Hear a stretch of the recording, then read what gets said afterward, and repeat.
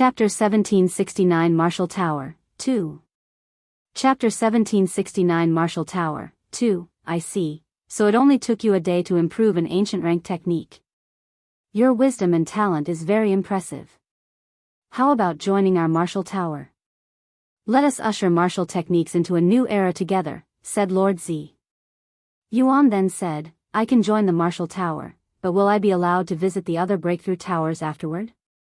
Lord Z nodded, of course. While we are very competitive with each other, we all have similar goals and ambitions. We won't bar you from joining other towers just because you are associated with another tower. In that case, I'll join the martial tower. Ha ha ha. Great choice, my young friend. Follow me. I'll give you a tour around the place. Yuan nodded and followed Lord Z into the tower. Meanwhile, Apprentice Huan remained standing outside the martial tower with a perplexed expression on his face. On one hand, he couldn't return to the metal tower without Yuan. On the other, he couldn't approach Yuan with Lord Z beside him. Lord Z was not just a member of the martial tower. His status was akin to Liao Tian in the metal tower, with a significant amount of achievements under his belt. Upon stepping onto the first floor of the martial tower, Yuan was greeted by a scene reminiscent of a bustling training ground. Numerous individuals were scattered throughout, diligently practicing martial techniques and honing their skills. The first 10 floors of the tower are essentially the same, Lord Z explained. The martial tower isn't just about improving martial techniques, we also create and record them. Of course, we only have access to techniques that are entrusted to us. When we started, our resources were scarce, with barely any techniques to work with. But over time, as we proved ourselves by refining and enhancing techniques, more and more people began trusting us with their precious techniques. At the end of the room was a teleportation formation that provided access to the upper floors. Since the first 10 floors were essentially identical, they proceeded directly to the 11th floor. Unlike the bustling training ground on the first floor, the 11th floor resembled a vast library. Shelves lined the walls, filled with scrolls and books, and many individuals were seated, deeply engrossed in studying martial techniques. The next 10 floors are like this, Lord Z said as they walked around the place. We house martial techniques ranging from mortal rank to celestial rank. However, only a select few individuals are permitted to study techniques above supreme rank. All of the techniques on this floor are merely mortal rank. Everyone starts from mortal rank techniques. In order to study the next rank, they must increase their contribution, which can be gained through improving or creating martial techniques. For example, improving a mortal rank technique will gain 1 contribution point, while creating a mortal rank technique will grant 10 points. The next 10 floors are like this, Lord Z said as they walked around the place. We house martial techniques ranging from mortal rank to celestial rank. However, only a select few individuals are permitted to study techniques above supreme rank. All of the techniques on this floor are merely mortal rank. Everyone starts from mortal rank techniques. In order to study the next rank, they must increase their contribution, which can be gained through improving or creating martial techniques. For example, improving a mortal rank technique will gain 1 contribution point, while creating a mortal rank technique will grant 10 points.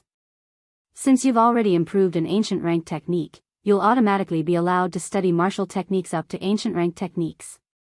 Next, they proceeded directly to the 21st floor. Unlike the previous floors, this one featured only a few rooms, each with a closed door. These are seclusion chambers, Lord Z explained. They're reserved for individuals working on creating new martial techniques. Let me show you how they work. They entered an unoccupied room, and to Yuan's surprise, the interior was completely bare, devoid of any furniture or decorations. The emptiness was stark and unexpected. However, upon closer inspection, Yuan noticed the room was actually filled with powerful formations. I know what you're thinking. How can someone create martial techniques in such a boring environment? Creating martial techniques was a challenging and intricate process.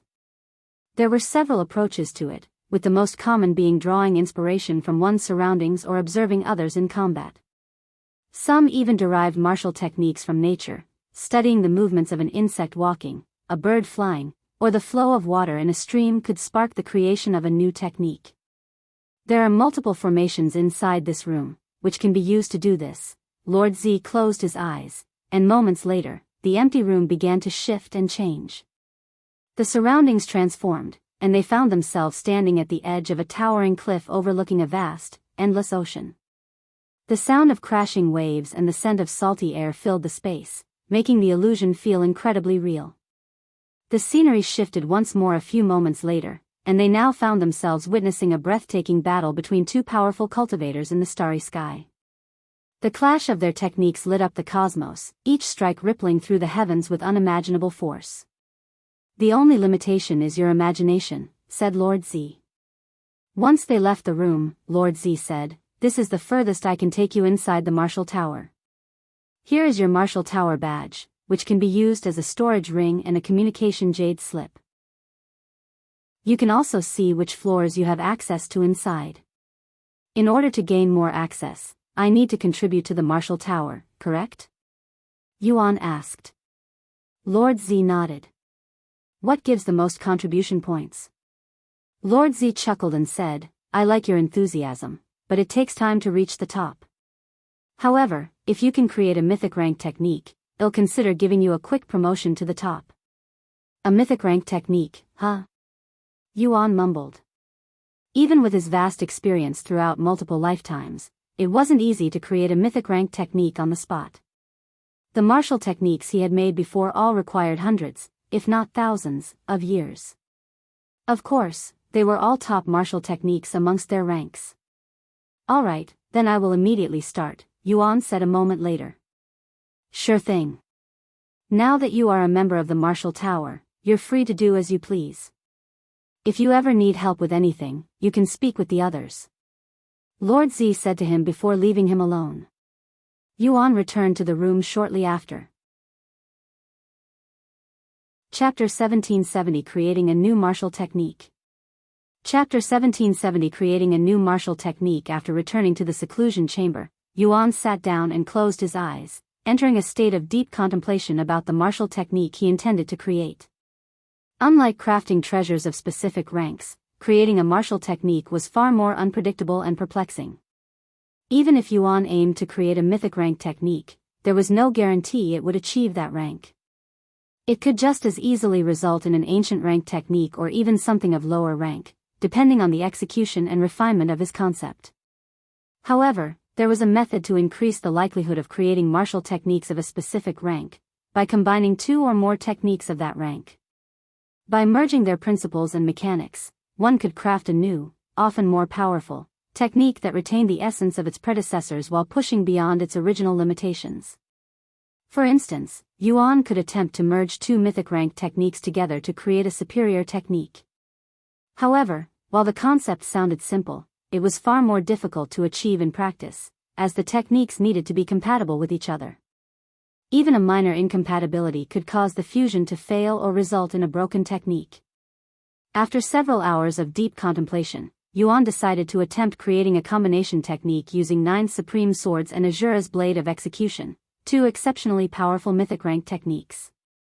Not only did Yuan possess complete mastery and understanding of both techniques, but their foundations were remarkably similar, making them ideal candidates for fusion. 9 supreme swords focused on overwhelming and dominating its target through relentless and precise strikes, whereas Azura's blade of execution was designed purely for lethal efficiency, delivering swift and decisive killing blows. If he successfully combined the two techniques, Yuan would create a martial technique capable of unleashing immense destruction, one that could dominate and annihilate targets with unparalleled precision and lethal force. Using his imagination and the unique capabilities of the seclusion chamber, Yuan began visualizing the combination of the two techniques. The formations within the chamber responded to his thoughts, creating an illusion that vividly demonstrated the potential outcome of combining 9 supreme swords and Azura's blade of execution. However, Yuan didn't stop there and tried several variations of the technique until he was satisfied with the results. As Yuan became deeply engrossed in the process of creating his new technique, time seemed to blur, and before he realized it, nearly an entire month had passed in the blink of an eye. After using the formation to demonstrate the technique one last time, Yuan left the seclusion chamber with a satisfied smile on his face. Then, he used the Martial Tower's badge to contact Lord Z. Unfortunately, due to a lack of authority, Yuan could only send a message to Lord Z and wait for a response. While he waited for Lord Z to respond, Yuan visited the lower floors, specifically the 27th floor, which contained mostly ancient rank techniques.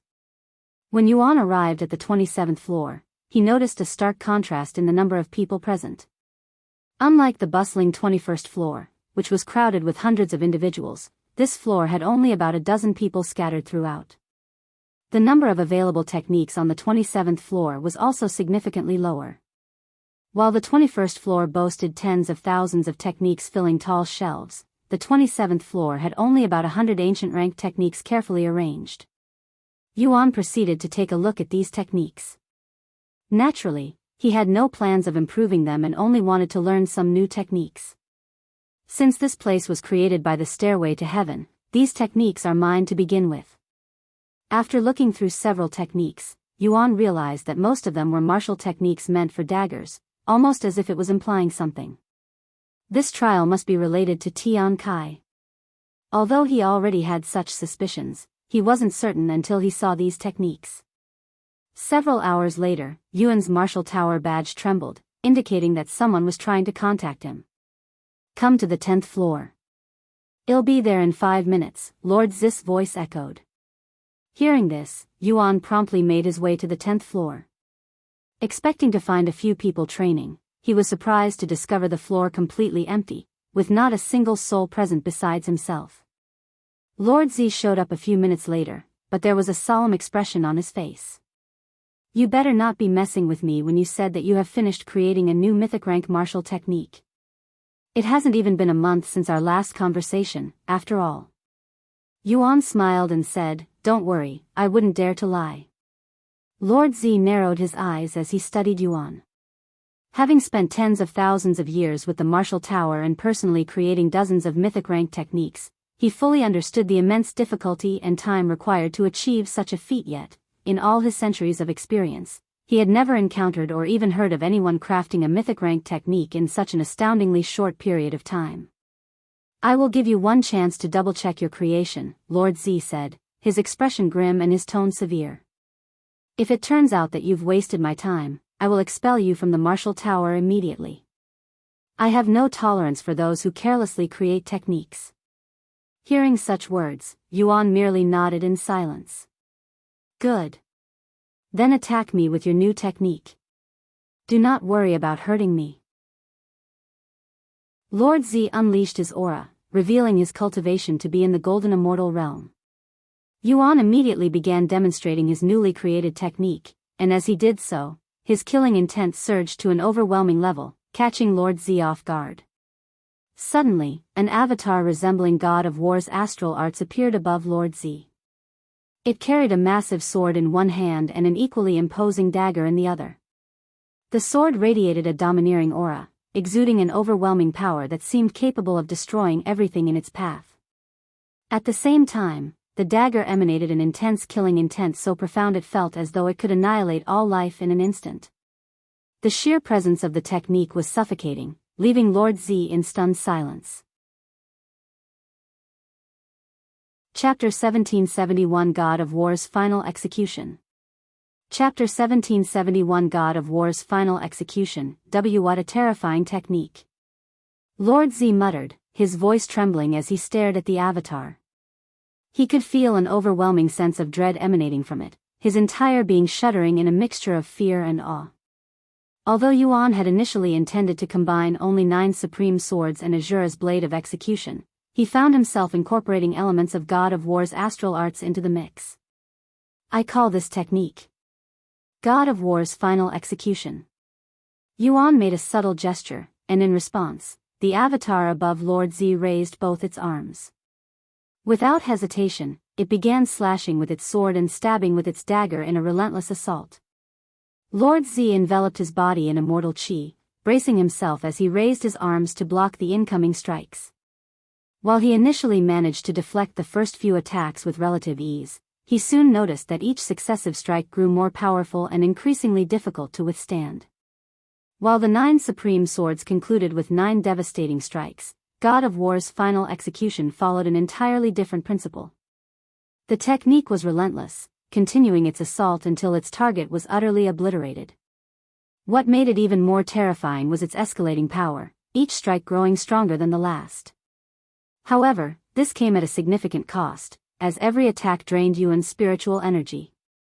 Moreover, the energy expenditure increased alongside the technique's growing strength, meaning the longer it lasted, the more difficult it became for Yuan to sustain. At Yuan's current cultivation level, even if he could recover his spiritual energy in the blink of an eye, it wouldn't matter if a single strike demanded more energy than he could supply. In the end, Yuan managed to execute God of War's final execution 20 times, cutting through approximately 60% of Lord Zis' immortal chi before exhausting the limits of his current capabilities. However, this performance did not take into account Yuan's chaotic essence, a different source of energy that, if utilized, could elevate the technique to an entirely new and far more devastating level. Lord Z looked at his damaged immortal chi with a profound expression on his face. What a devastating technique. He's only a spirit sovereign, but he's managed to damage a golden immortal's immortal chi to this extent. He might actually have the capability to slay a bronze immortal with this technique if he increased his cultivation a little more. Lord Z thought to himself. What do you think? How would you rank this technique? Yuan suddenly asked, his back soaked in sweat. What do you think? How would you rank this technique? Yuan suddenly asked, his back soaked in sweat. Lord Z pondered for a moment before finally responding, this technique is undeniably at least mythic rank. In fact, it rivals the strongest supreme rank martial techniques I've encountered, and I would rank it as such. Moreover, I believe there is potential to refine and elevate this technique to celestial rank in the future. Supreme rank, huh? I guess that means I qualify for a promotion, right? Yuan said with a smile. Lord Z fell silent for a moment before laughing out loud. You are correct. I will keep my word and promote you. Congratulations, you've become the highest-ranking member of our martial tower in a record-breaking time. Thank you. Now that you have full access to the martial tower, where would you like to go? Lord Z asked. What's on the highest floor? Yuan asked. That would be my private living quarters. Unfortunately, it is only accessible to me, said Lord Z. Ah, I see. Then I'll just take a look at the other floors. In that case, I will return to my own work. I can't wait to see how you'll contribute to the martial tower in the future. After Lord Z left, Yuan made his way to the 28th floor of the tower, where all the mythic rank techniques were stored. However, upon arriving at his destination, Yuan was surprised to see not a single mythic rank technique available. He went to the 29th floor next, and sure enough, there was not a single supreme rank technique available. However, Yuan wasn't too shocked, only slightly disappointed. I bet the real martial tower would be filled with martial techniques on these floors, he muttered to himself. Despite anticipating that the 30th floor would likely be empty, Yuan decided to investigate anyway. Upon arriving and spotting a single technique available on the otherwise vacant floor, he realized his effort had been well worth it. Yuan immediately approached the technique, which rested elegantly on a stand crafted from fine jade. With curiosity and anticipation, he began reading the technique. Sometime later. Shadow Veil, Rank, Celestial, Mastery Level, 1, Description, envelope yourself in a veil of shadow, completely erasing your presence. While under the shadow's embrace, you become undetectable by divine sense and all detection techniques. Although Celestial Overlord Chang had given him a technique that concealed his presence, Shadow Veil was incomparably better and could rival even Yingzi's natural invisible presence as a shadow dweller. Actually, this technique was most likely inspired by shadow dwellers and their lack of presence. Yuan thought to himself. This technique is also perfect for this trial. With this technique, I will be able to spy on the breakthrough towers with more ease. The first thought that crossed Yuan's mind after acquiring the concealment technique was to use it to explore the highest floor of the martial tower, Lord Zis' living quarters. However, after giving it more consideration, Yuan decided to hold off until he had visited the other breakthrough towers. Sneaking into Lord Zis' quarters while he was still in the tower posed unnecessary risks. I should lure him out of the tower before I investigate his place, Yuan concluded, formulating a more cautious plan. With that in mind, Yuan decided to visit the next breakthrough tower. Meanwhile, Tan Songyan was utterly bewildered after witnessing Yuan create a supreme rank technique in just a single month. Adding to her astonishment were the numerous other achievements he had demonstrated during the trial. Not only can he craft Empyrean rank treasures with ease, but he's also capable of creating powerful martial techniques in such a short time. His talent is simply outrageous, she thought, swallowing nervously as she recalled Yuan mentioning his previous lives. Chapter 1772 Cultivation Tower. Chapter 1772 Cultivation Tower. After learning the martial technique Shadow Veil, Yuan left the martial tower to visit another breakthrough tower. However, upon leaving the tower, he noticed an individual standing right outside. This person was Apprentice Huan, who had decided to remain outside the martial tower to wait for Yuan. After all, he couldn't return to the metal tower without Yuan. The moment Apprentice Huan noticed Yuan coming out, he rushed over to block his path. "You're really persistent, I'll give you that," Yuan said. "I will not return to the metal tower without you. In that case, you can kill me if you want, but I will not budge," Apprentice Huan said, his voice unexpectedly calm. "My life will be over if I return to the metal tower without you, anyway." His usual arrogant and haughty demeanor was nowhere to be seen, replaced by a quiet resignation. "I won't kill you, but I also won't return to the metal tower with you."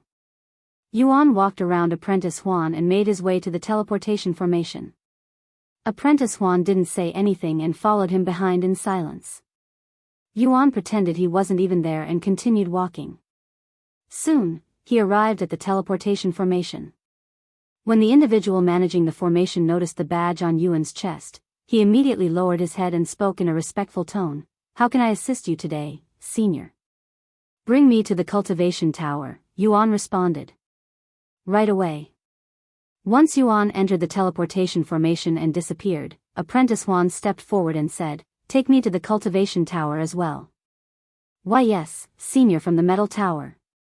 Sometime later, Yuan arrived at the majestic cultivation tower, a structure similar in grandeur to the martial tower but exuding a vastly different atmosphere. The air around the cultivation tower felt serene and profound, filled with a sense of deep focus and spiritual energy. Moreover, the cultivation tower was a magnet for spiritual energy, drawing it in such immense quantities that the surrounding city was shrouded in a visible fog of dense spiritual energy. When spiritual energy gathers in one place and becomes highly concentrated, it condenses into a mist-like form, making it visible to the naked eye. Because of this immense concentration of spiritual energy, the area surrounding the cultivation tower became a prime location for cultivators. Only those with significant influence and power were permitted to reside close to the tower, enjoying the richer spiritual energy. Ordinary families and less influential individuals were relegated to the outer areas of the city, far from the tower's core benefits. As Yuan neared the cultivation tower, a guard noticed him and approached with a measured stride.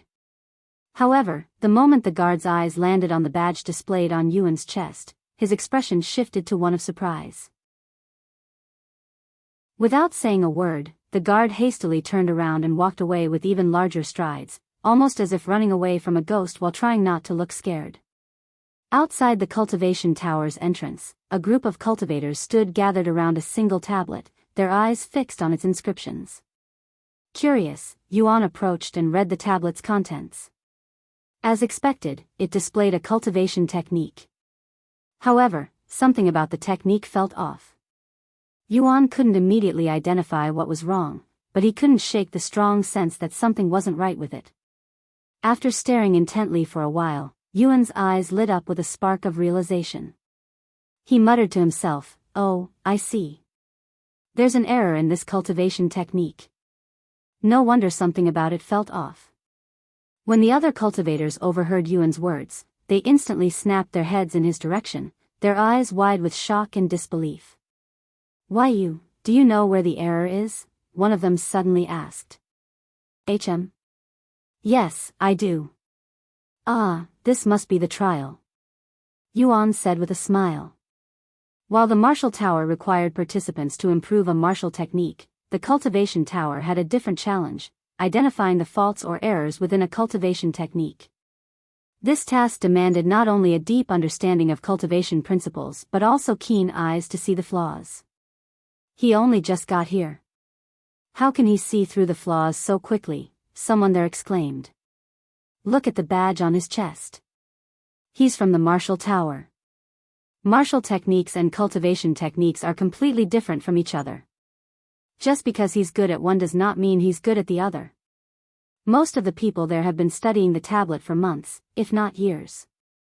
Although they were aware the cultivation technique had a flaw, they didn't know where to find the error. I don't believe you.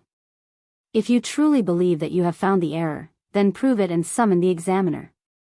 This individual pointed at the bell located right beside the tablet. Without hesitation, Yuan approached the bell and rang it. Shortly after the sound of the bell ended, an individual appeared before Yuan like a ghost and asked, "Are you the one who summoned me?" "Yes," Yuan confirmed. "Then tell me, where is the error in this cultivation technique? If you fail, you will not have another chance in this lifetime. Understand?" Yuan nodded and said, "Allow me to demonstrate it." He sat down and began cultivating using the cultivation technique written on the tablet. A few minutes later, Yuan recited a specific line from the technique aloud and explained, "This part is the error." At a glance, it might seem fine, but over time, it causes long-term side effects that could damage and ultimately ruin one's spiritual veins. The examiner stared at Yuan in silence for a long moment before nodding his head. "Congratulations, you have managed to find the error in this cultivation technique. I see that you're already part of the martial tower, but we do no discriminate. Do you wish to join our cultivation tower, too?" "Yes, I would like to join the cultivation tower." "Very well. Follow me. I'll give you a tour." Yuan nodded and followed the examiner inside the tower. Chapter 1773 Cultivation Tower, 2. Chapter 1773 Cultivation Tower, 2. As Yuan followed the examiner inside the cultivation tower, the man said, "Let me introduce myself first. My name is Ming Wu, and I have been working at the cultivation tower for over 5,000 years. My name is Yuan. How long have you been with the martial tower?" "Not long. About a month." "I see. Then, how much do you know about the cultivation tower?" Ming Wu suddenly asked. "I know that they improve and create cultivation techniques, much like the martial tower." "You're not wrong, but we are much more important than the martial tower, no matter how they try to argue otherwise. We are the foundation of the cultivation world. Without cultivation techniques, there would be no cultivators," said Ming Wu. "Well, I can't argue with that logic. At least you're understanding. There are others from the martial tower who have joined our cultivation tower, but they are all too stubborn to admit that we are more important than them," Ming Wu sighed. "I won't argue with you over that subject, if that's what you're trying to make me do. Then let me ask you, why did you join us?" "To learn more about cultivation techniques." "Is that a bad answer?" "Not necessarily. I joined the tower myself because I wanted a better cultivation technique. However, as I spent time in this place, I began to learn and understand the importance of cultivation techniques. Anyway, the first floor isn't used for anything, and the real tower begins on the second floor." When they arrived on the second floor, Yuan could see a single individual cultivating in the center of the room. The cultivation tower has the lowest number of members because we are the hardest to qualify for. After all, we don't want anyone messing up cultivation techniques and potentially crippling people. More than half of our members are dedicated to checking cultivation techniques to ensure they are safe to use. The others focus on improving existing cultivation techniques, and very few of us actually create new cultivation techniques. "I see. And how does one increase their rank in the cultivation tower?" Yuan asked a moment later. "There are only 2 ranks in the cultivation tower," Ming Wu explained. "The first is the tower master, and the rest of us share the same rank, so there's no need to concern yourself too much with titles. What differentiates us are our jobs. Of course, seniority still plays a role in our hierarchy. So, I have full access to the cultivation tower? Yuan asked. You have full access to the resources needed for your specific role, Mingwu replied. What exactly do you wish to do at our tower? Am I restricted to one role? What if I wish to do everything? Mingwu's eyes widened at his words. While we are not restricted to a single role, Mingwu cautioned, you shouldn't bite off more than you can chew, especially since you've only just joined us. Here, you're expected to contribute in all roles simultaneously. I have more experience than I look, Yuan said with a calm smile. Mingwu scoffed, I believe you, but you still have no idea how much effort is required. Let me show you. Mingwu brought Yuan to an empty floor and handed him 2 different cultivation techniques. This one is a divine rank cultivation technique with an error, and this one is a divine rank that can be improved. I want you to do both of them. Let's see how long it'll take you to accomplish this task. Yuan accepted the 2 cultivation techniques and nodded, all right. Any time limit? No, take as long as you need. Erase your badge. Contact me once you're done. Mingwu left Yuan alone shortly after. It'll probably take him several months to finish. Mingwu thought to himself as he left. However, to Mingwu's shock, Yuan contacted him before the day was even over. What's wrong? Mingwu asked after answering Yuan's call through the badge. I'm done. What? Mingwu's face stiffened. Although he had a good idea of what Yuan meant, he didn't dare to believe it. I'm done with both techniques, Yuan elaborated. There's no way. Don't lie to me. Although they might have only been divine rank cultivation techniques, they're not something you can finish in less than a day. Mingwu said. I'll only waste my breath trying to convince you with words, so I'll show you. Come find me, said Yuan before hanging up on Mingwu. Hearing this, Mingwu dropped whatever he was doing and rushed back to Yuan's floor. Seeing Mingwu before him, Yuan began his demonstration. For the cultivation technique that had an error, Yuan not only pointed out the error but also found a solution for it, something the cultivation tower was still working on. As for the second cultivation technique, which had already been improved by the cultivation tower, Yuan managed to improve it with even better results, leaving Mingwu speechless.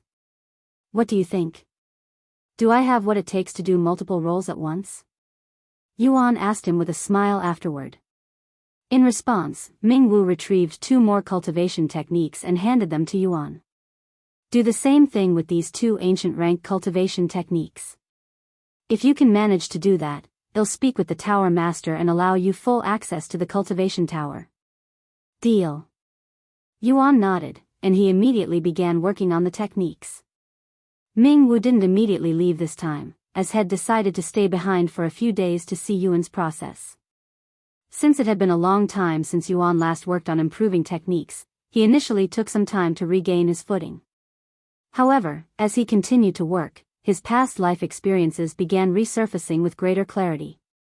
With each attempt, his ability to identify flaws and implement improvements grew significantly sharper and more profound. 2 days later, Yuan opened his eyes and turned to look at Mingwu, who immediately swallowed nervously. I'm done, he announced with a calm smile on his face. Chapter 1774 Cultivation Tower, 3. Chapter 1774 Cultivation Tower, 3, Why you're done? It's only been 2 days, you know. There's no way you finished 2 ancient rank techniques in 2 days, Mingwu shook his head, refusing to believe Yuan. Allow me to prove it. However, Mingwu raised his hand and said, wait. Let me contact someone first. Give me some time. I'll be back soon. Without offering any further explanation, Mingwu turned and left, disappearing to an unknown destination. A few hours later, Mingwu returned, but he wasn't alone. Walking beside him was a stunningly beautiful woman, her presence commanding attention with an air of elegance and grace. This is the Tower Master, Ming Wu said. My name is Meng Xian. Ming Wu told me that you have managed to improve an ancient rank technique and fix another in just 2 days. I never expected someone from the Martial Tower to have such talents with cultivation techniques. Can you show me how you improved the techniques? She said. Yuan nodded and immediately began demonstrating the improved cultivation techniques. Meng Xian's eyes widened after seeing the improvements made to the techniques. Both techniques that Ming Wu had given Yuan as a test were cultivation techniques the Cultivation Tower had planned on working on next, so there was no way Yuan could have cheated. Marvelous! Meng Xian exclaimed after seeing the improvements.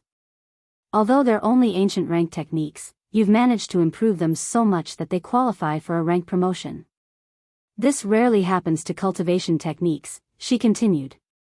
Unlike martial techniques, which can often be elevated to higher ranks through improvements due to their inherently adaptable nature, cultivation techniques are far more rigid and complex. They rarely undergo improvements so profound that they result in a promotion of the technique's rank, as their foundational principles are much harder to alter or refine. And it only took you 2 days to do so. Such talents are rarely seen nowadays. How about this? I have been looking for a successor for some time now, but nobody in the Cultivation Tower has managed to impress me. If you can pass one more trial, I can make you the next Tower Master. What? Ming Wu exclaimed in shock. Tower Master, he just joined us recently. If you make him your successor, the others will not be happy about this. I know. That's why I want to give him a few more tests. Also, it's not like he'll immediately take my position. I still need to train him, said Meng Xian. Still, that isn't fair to the others, who have been striving to be your successor for many decades. Ming Wu said. Hearing this, Meng Xian sneered, I'm surprised you can utter such words without feeling ashamed. The only thing that matters to me is your talent and ability to improve cultivation techniques. I don't care how long you've been in the Cultivation Tower. That's. Ming Wu lowered his head after being lectured by Meng Xian. I'll do it, Yuan responded a moment later. Great. Meng Xian retrieved 10 techniques and said, they are all mythic rank techniques, but one of them has an error. It took me nearly 100 years to find the technique with the error and correct it. If you can do so faster, it'll make you my successor. Yuan nodded, all right. Although the trial seemed simple enough, it actually required Yuan to reach a profound understanding of all 10 mythic rank cultivation techniques and find the one with an error. Just learning a single mythic rank cultivation technique would take decades for even talented cultivators, much less understanding them enough to spot errors. You can come directly to me at the top of the tower once you are done, said Meng Xian before leaving. Ming Wu didn't linger and followed Meng Xian. Once he was alone, Yuan laid out the cultivation techniques before him and began studying them. If Yuan had been an ordinary cultivator, having access to so many mythic rank cultivation techniques would have been a life-altering event. However, due to his unique physique, Yuan had little need for cultivation techniques anymore. His body naturally absorbed spiritual energy at a rate far beyond what even the most powerful cultivation techniques could achieve, and he could also gather spiritual energy by consuming monster cores. For him, a cultivation technique was almost redundant. While Yuan studied the techniques, Meng Xian focused on creating a cultivation technique at the top of the tower. She was confident that Yuan would be able to pass her trial, but she could have never anticipated how fast he'd be able to do it. 14 days after Meng Xian gave Yuan the trial, she noticed someone had entered her floor. When she opened the door and saw Yuan standing outside, her eyes widened with disbelief. What are you doing here so soon? Don't tell me you've already finished the task. Yuan nodded and said, yes. Meng Xian narrowed her eyes and said, oh? Then tell me, which technique had the error? Yuan replied with a smile on his face, I must admit, you fooled me for a bit. After going through all 10 cultivation techniques, I couldn't find any errors in them. I doubted myself a little, so I went through them again, hence why it took this long. There are no errors in those cultivation techniques you gave me. Meng Xian silently stared at Yuan for a long moment before she burst out laughing, amazing. Truly amazing. I cannot fathom how you've managed to complete this task so soon, but here you are. Alright, I'll make you my successor. No. I wouldn't mind even if you took my position as Tower Master right this moment. What do you even do as the Tower Master? Yuan asked. Everything, from correcting cultivation techniques to improving them. Of course, you also need to know how to create them. Have you ever created a cultivation technique before? Yuan pondered for a moment before shaking his head. I've created plenty of martial techniques before, but I've never created a cultivation technique before. At least, I don't have any memories of doing so. Well, there's no need to rush. Despite being at the cultivation tower for tens of thousands of years, I have only created a single cultivation technique. I am in the process of creating my second one. Yuan nodded. Chapter 1775 Successor of the Cultivation Tower. Chapter 1775 Successor of the Cultivation Tower. Now that you're my successor and apprentice, I'll have you call me master, said Meng Xian with a slight smile on her face. Yuan nodded and said, Master, before we start training, would like to check out the other breakthrough towers. Why? Is the Cultivation Tower and Martial Tower not enough for you? Meng Xian asked with a slight frown on her face. You're right. I am not satisfied with just these options, Yuan admitted.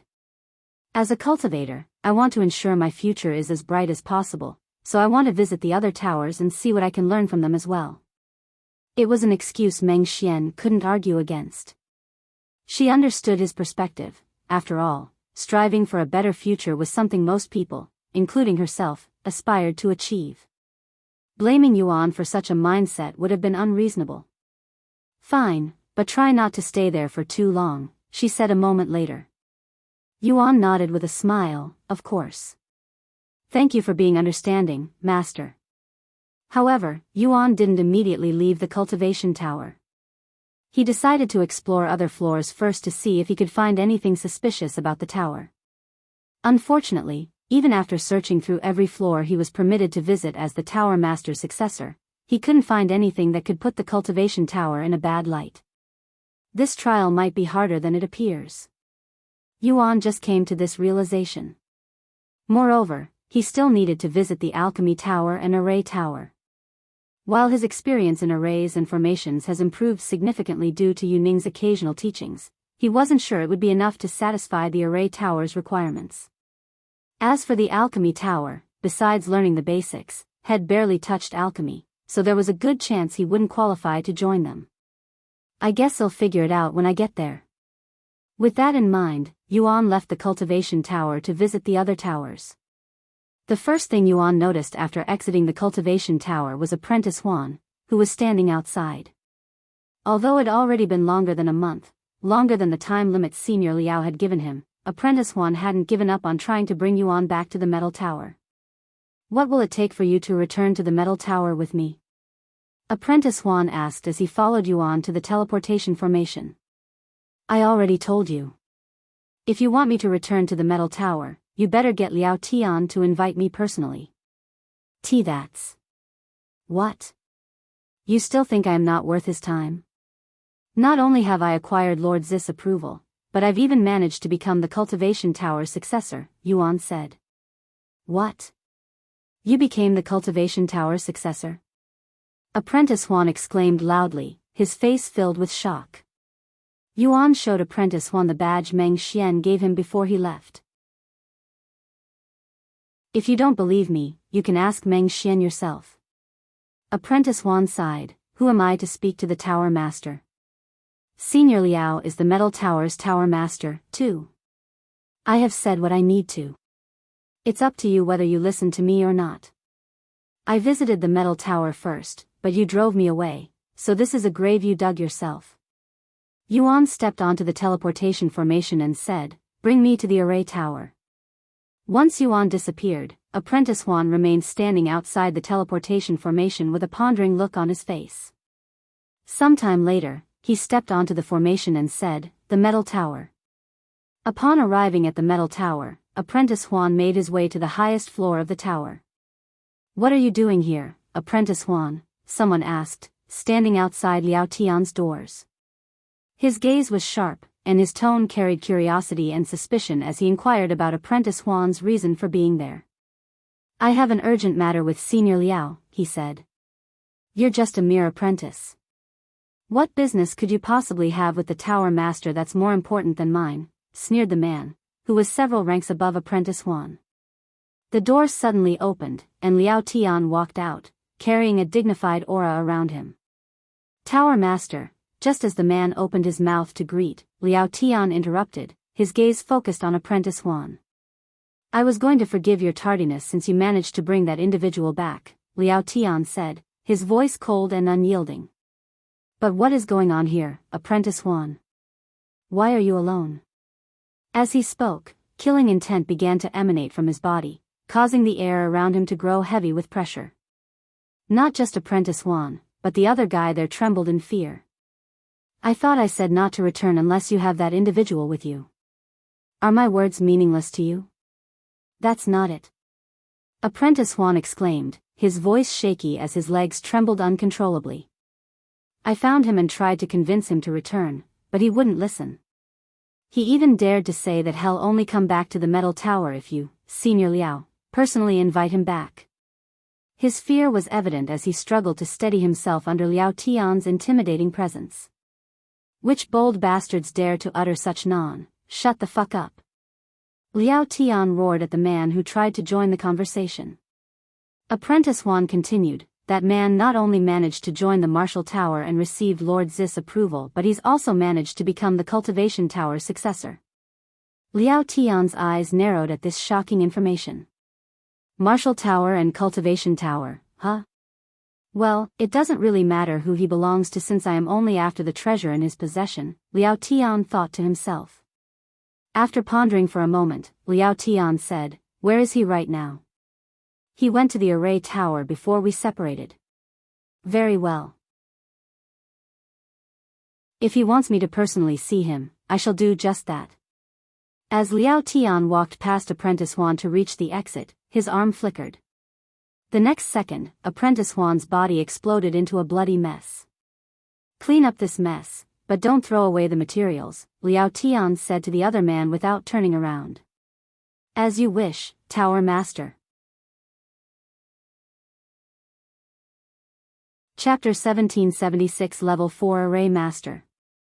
Chapter 1776 Level 4 Array Master. After arriving in the city home to the Array Tower, Yuan was immediately struck by the sheer number of formations that filled the area. The bustling streets were a showcase of intricate arrays and formations, seamlessly integrated into everyday life. From glowing defensive barriers that protected the buildings to automated market stalls and transportation platforms powered by arrays. Compared to all the other places Yuan had visited in the Nine Heavens, this city had an almost futuristic appearance. Moreover, the formations grew increasingly impressive as Yuan approached the Array Tower. The tower itself was a marvel of formation craftsmanship, its structure covered in profound Tier 7 and above formations that radiated an aura of power and complexity. Out of the 5 breakthrough towers, the Array Tower was undeniably the most protected and powerful. Attacking it would be akin to trying to breach a fortress where you could be attacked in every direction, regardless of your location. At the entrance of the Array Tower was a sign that read, only Level 5 Array Masters and above qualified to take the entrance exam to join the Array Tower. Level 5 Array Master, huh? Yuan was currently a Level 2 Array Master, though this was primarily because he hadn't yet taken the assessments for the higher levels. His true knowledge and capabilities surpassed his official rank. Occasionally, Yu Ning, with her extensive expertise, would lecture Yuan, helping to deepen his understanding of the art. While these lessons weren't frequent, they were more than enough to help him become a Level 4 Array Master. I need to somehow improve my array skills to Level 5 before I can even attempt to join the Array Tower. Yuan left the Array Tower and began wandering the city in hopes of finding something, as he couldn't ask for Yu Ning's help since she was sent to the spectator's room. However, not wanting to stress out Tan Songyun, Yuan had them sent to a second spectator's room, so while Tan Songyun occupied a room herself, Xiao Hua, Feng Yuxiang, Yu Ning, and Yingzi also occupied their own rooms. As for Zi Xian, Ji Ran, and Dragon Goddess Yao, they remained within Yuan's soul weapons. That said, Yuan wouldn't be able to contact them until the trial ended. Sometime later, Yuan stopped in front of a specific building. Array Masters Association. Such a sign was grandly displayed on this building.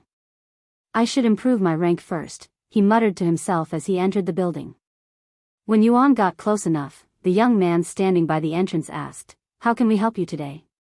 Yuan retrieved his level 2 Array Master badge and showed it to the young man. "I'm here for a promotion." "Of course. Please, follow me." Yuan followed the young man into a spacious room, where 3 individuals were already seated behind desks. Their authoritative auras were palpable, radiating a sense of power and experience that immediately set the tone of the room. It was clear that these 3 were the judges responsible for overseeing his assessment. They studied Yuan with discerning eyes, their expressions neutral but their scrutiny evident. "State your name and current rank," said the old man sitting in the middle.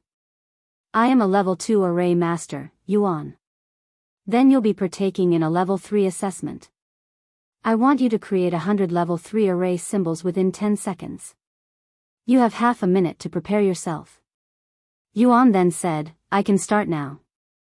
Without any hesitation, he began writing in the air, creating 100 flawless level 3 array symbols in only a little over 2 seconds. The judge's eyes widened with awe and surprise after seeing his flawless array symbols. They couldn't believe how quickly Yuan had managed to create such beautiful symbols in such a short time. "You don't plan on stopping after passing the level 3 assessment, correct?" one of them suddenly asked. Yuan nodded. "I plan on taking the level 4 and level 5 assessment as well."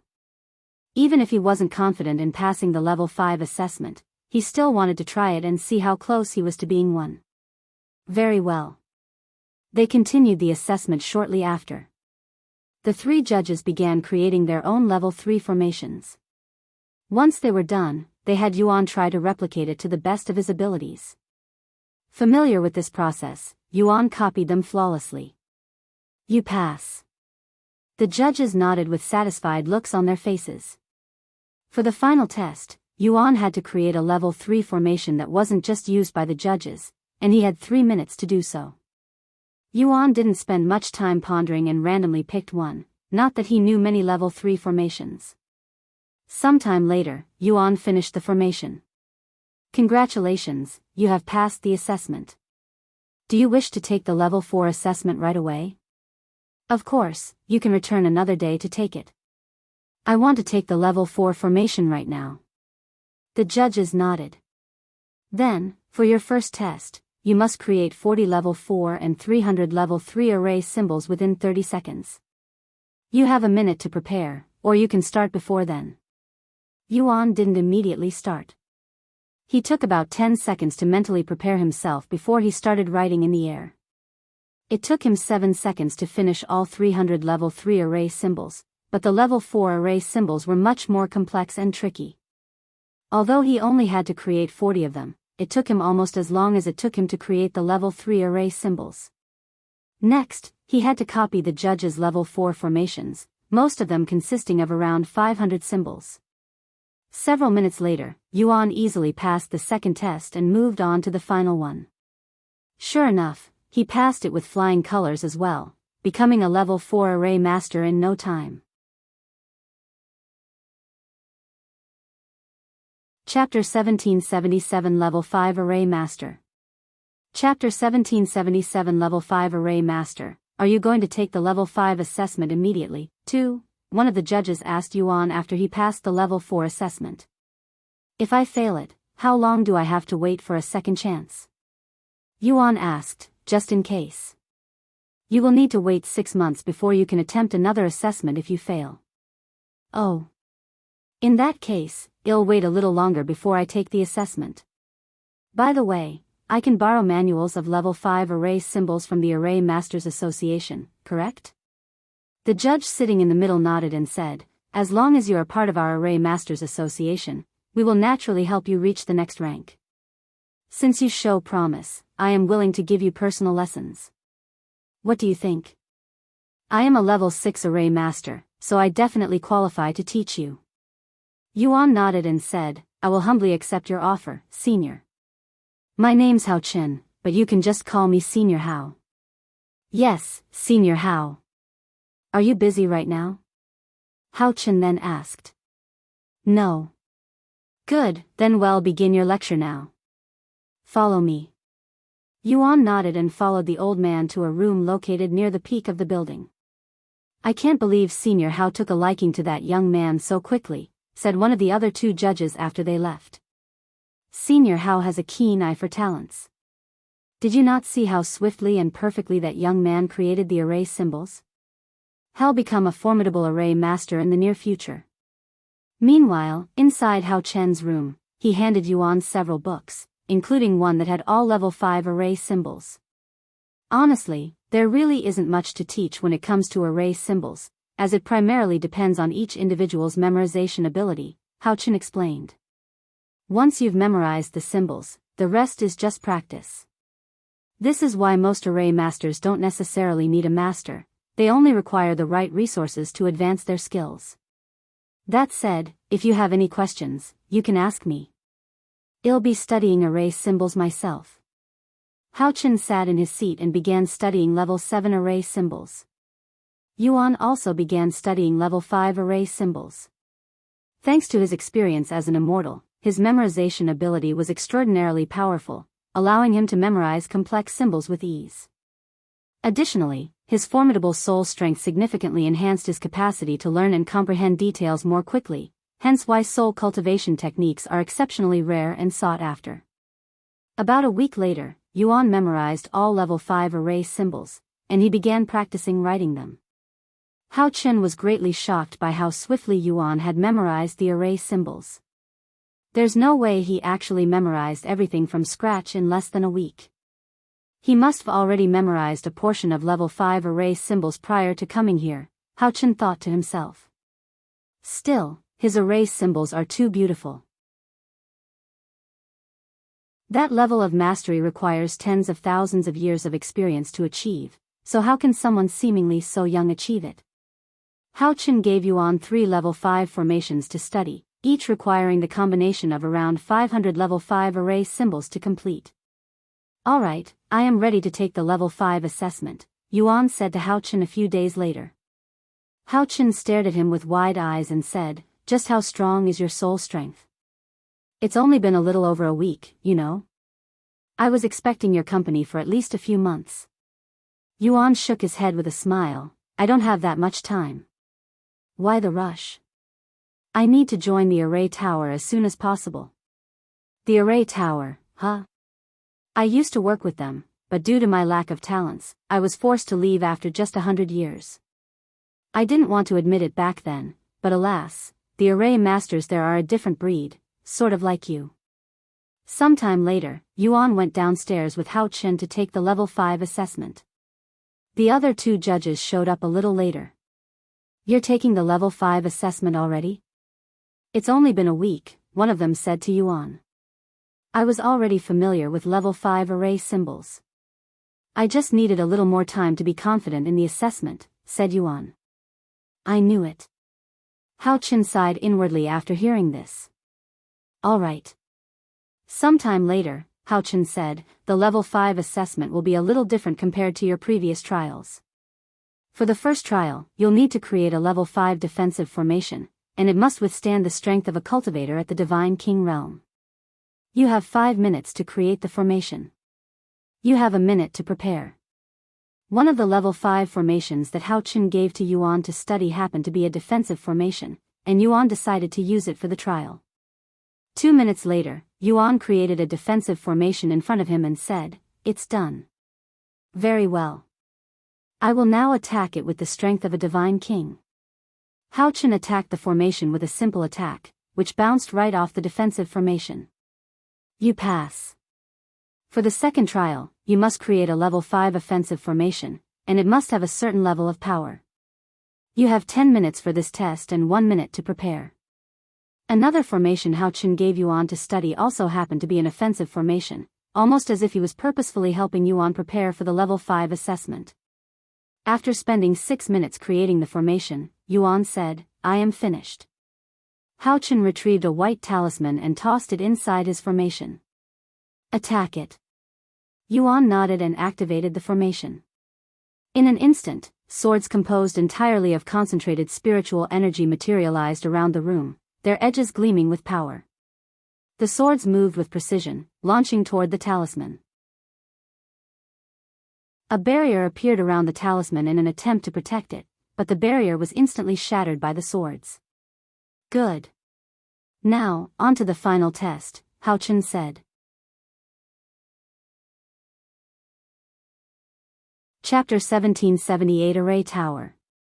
Chapter 1778 Array Tower. For the final test, you must activate 2 level 5 formations, 1 defense and 1 offensive, simultaneously and keep them activated for an hour without any external assistance, such as spirit stones. You have 5 minutes to prepare, said Hao Chen. Any array master could easily activate a single formation and sustain it using spirit stones. However, activating and maintaining 2 formations simultaneously was far more challenging. It required significantly more spiritual energy and placed a substantial burden on one's soul strength. Yuan spent a few minutes mentally preparing himself. Once he was ready, he recreated the offensive formation and defensive formation he showcased during the last 2 tests. After activating them, he sat down and closed his eyes to focus on maintaining the formations. Normally, this test would push most array masters to their limits, but Yuan felt incredibly at ease. His spiritual energy recovery was so powerful that he could easily maintain a dozen formations simultaneously, much less 2 level 5 formations. As for his soul strength, it had reached the point where he couldn't even feel it depleting. An hour passed in the blink of an eye, and Yuan passed the final trial without breaking a single drop of sweat. Congratulations, you are now officially a level 5 array master. Hao Chen said to him afterward. It was only thanks to you, Senior Hao. In that case, don't forget about me when you make it big in the array tower, Hao Chen laughed merrily. Yuan left the Array Masters Association shortly after and made his way back to the array tower. Once he returned to the array tower, Yuan approached the closed entrance, where a powerful Tier 5 formation kept the doors sealed. Yuan noticed the formation before he became a level 5 array master, but he did not have the means to unseal it. He proceeded to spend several hours trying to crack the formation. Despite the formation being a level 5 formation, it could qualify as a level 6 array solely due to its complexity. Eventually, Yuan cracked the formation, unsealing the doors. When Yuan stepped into the array tower, an ordinary-looking young woman greeted him just slightly beyond the entrance. Congratulations, you have qualified to take the assessment to join our array tower. Would you like to take the assessment right now?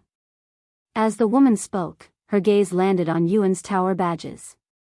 Her eyes widened with surprise, as it was quite rare to see an individual associated with 2 towers simultaneously, especially the Martial Tower and Cultivation Tower.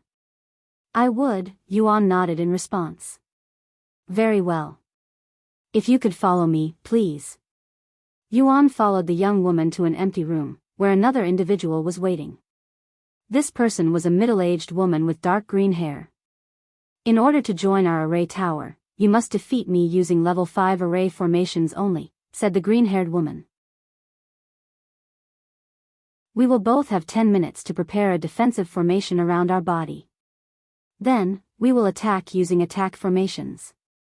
Whoever breaks their opponent's defensive formation wins. Any questions? Am I allowed to use formations lower than level 5? Yes, anything below level 5 formations are allowed. Yuan nodded. Then we will begin in right now. Both Yuan and the green-haired woman began working on their defensive formation. Yuan finished his level 5 defensive formation less than 3 minutes into the match. Seeing this, the green-haired woman sneered inwardly, what a fool, rushing his defensive formation. Not only is he using one formation, but he didn't even bother to refine it. A formation can be strengthened in 2 primary ways.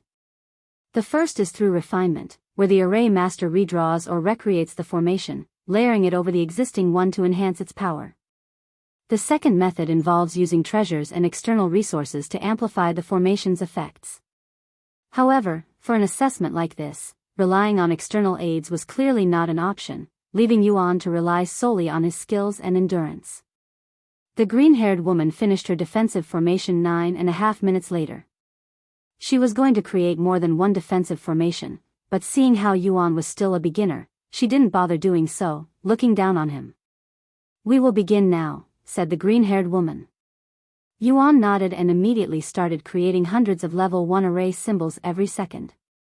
"This bastard, he's using level 1 array symbols?"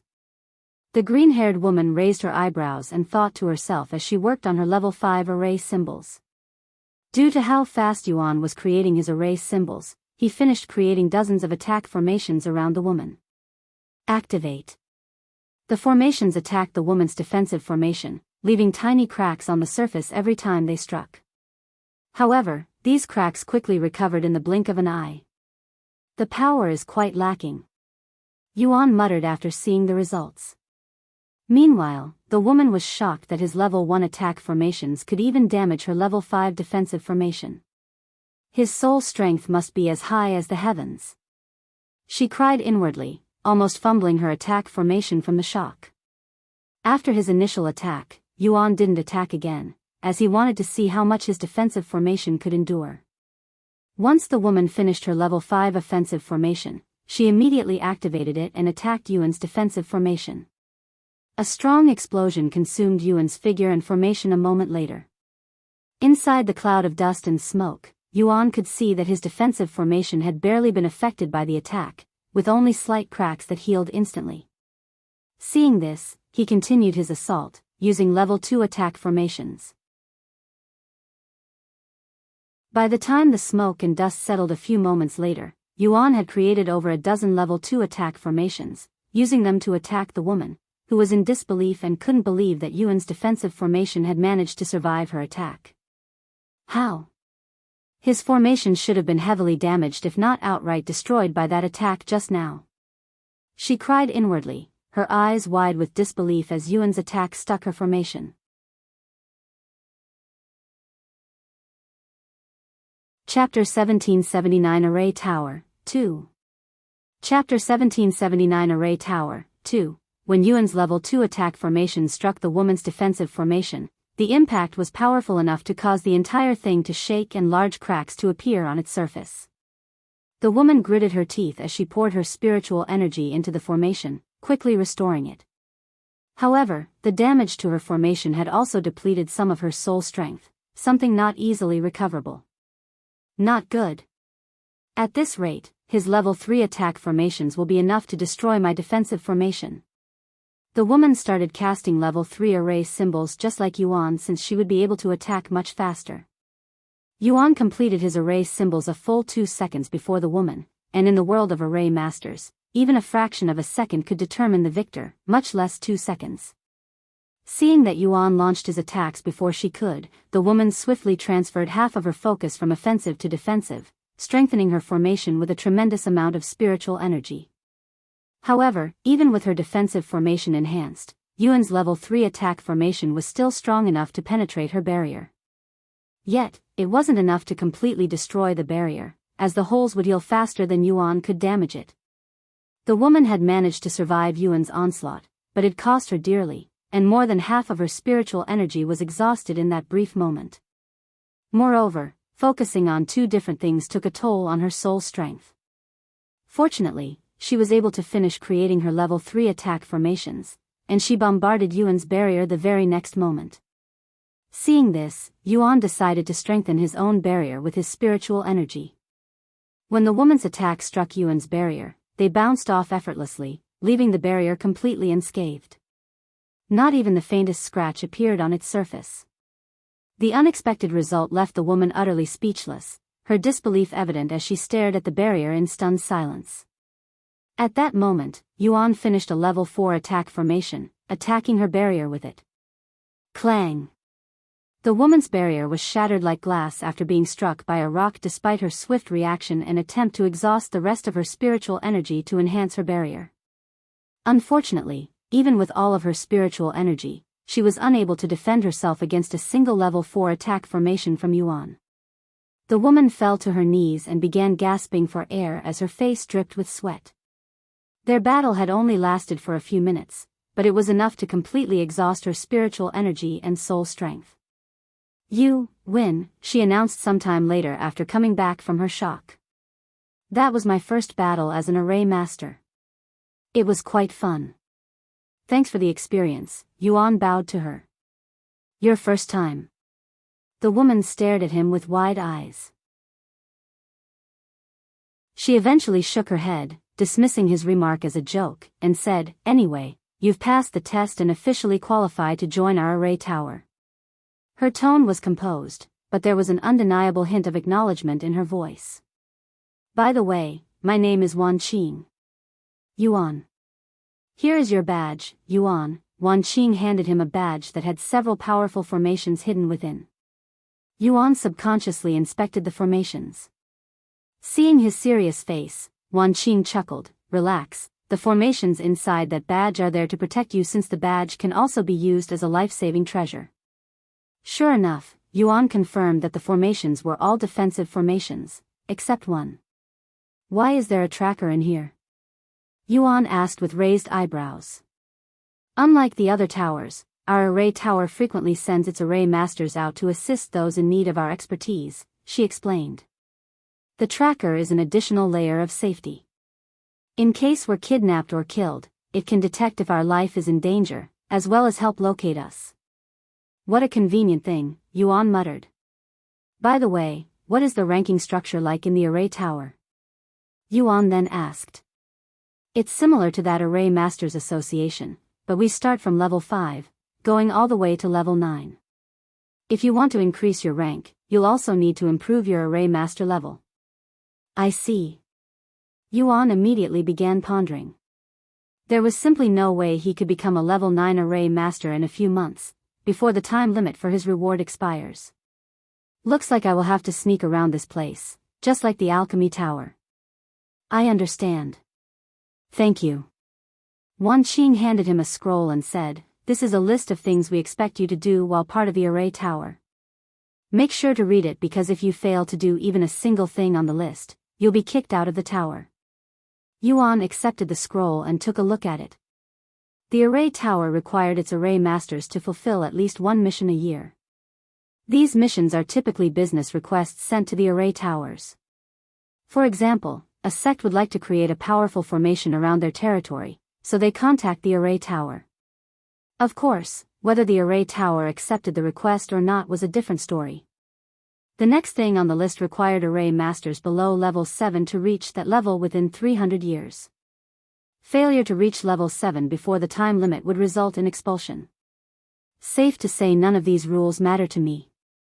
Yuan didn't even bother reading the rest of the list and tossed it inside his spatial ring. "What are you going to do now that you're part of the Array Tower?" Wan Qing suddenly asked with a curious face. "I'm going to the Alchemy Tower," he responded with a smile. Wan Qing stared at him with wide eyes and muttered, "Are you trying to join every single tower out there?" "Yes, I am." "Why? Why not?"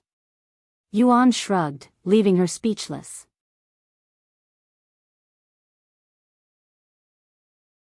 Chapter 1780 Alchemy Tower. Chapter 1780 Alchemy Tower. "Anyway, before you leave for the Alchemy Tower, let me show you around our Array Tower," said Wan Qing. "Sure."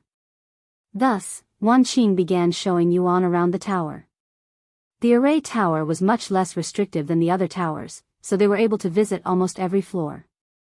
Like the other towers, the Array Masters in the Array Tower have different roles.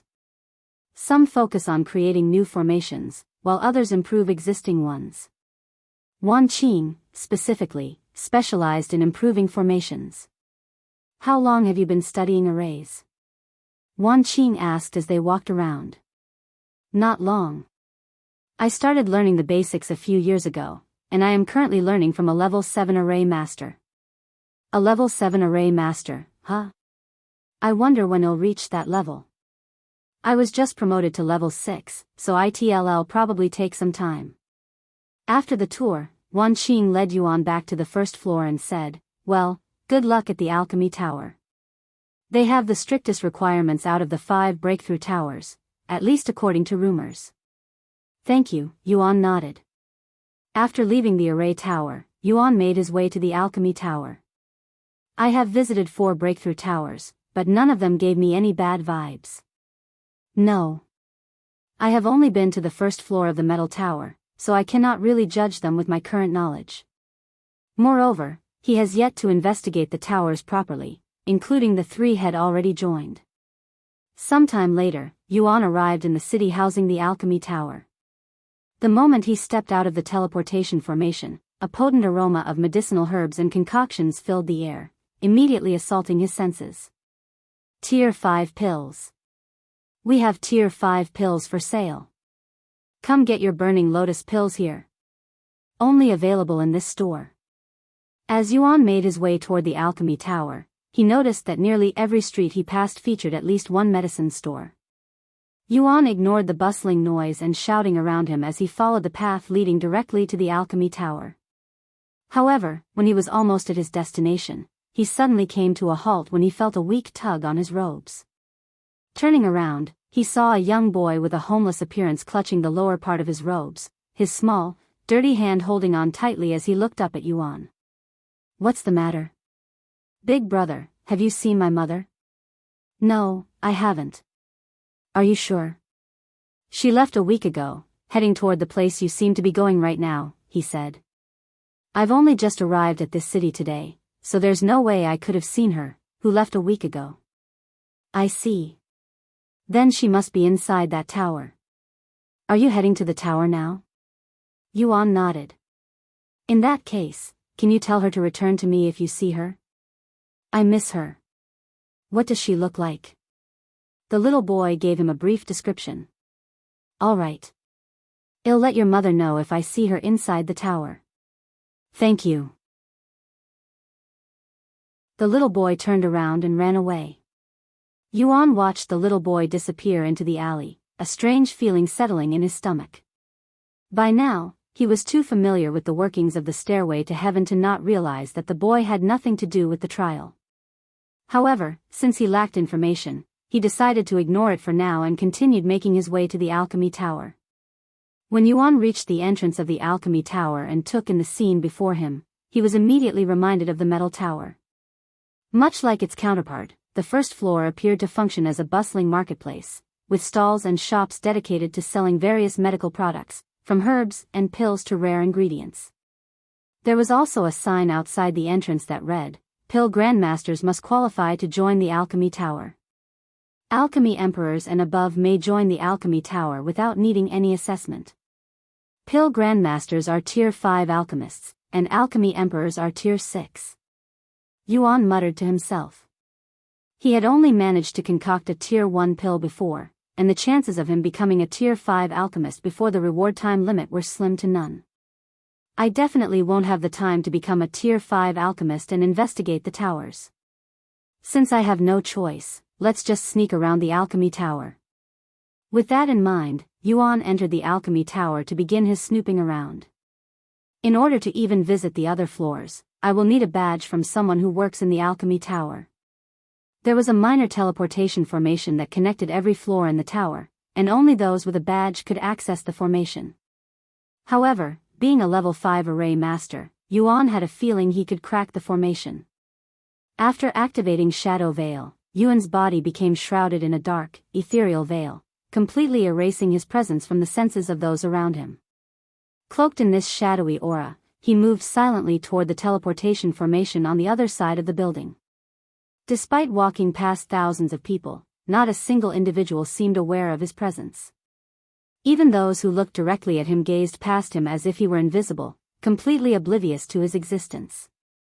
The area around the teleport formation was empty since it could only be accessed by the alchemists of the Alchemy Tower. Seeing this, Yuan took his time to analyze the formation. Thankfully, this formation is only level 5, even if it's slightly more complex than usual. After spending many minutes analyzing the formation, Yuan managed to crack it, gaining access to it without needing a badge. Yuan thought about going straight to the peak of the tower but decided to search from floor to floor, starting from the second floor.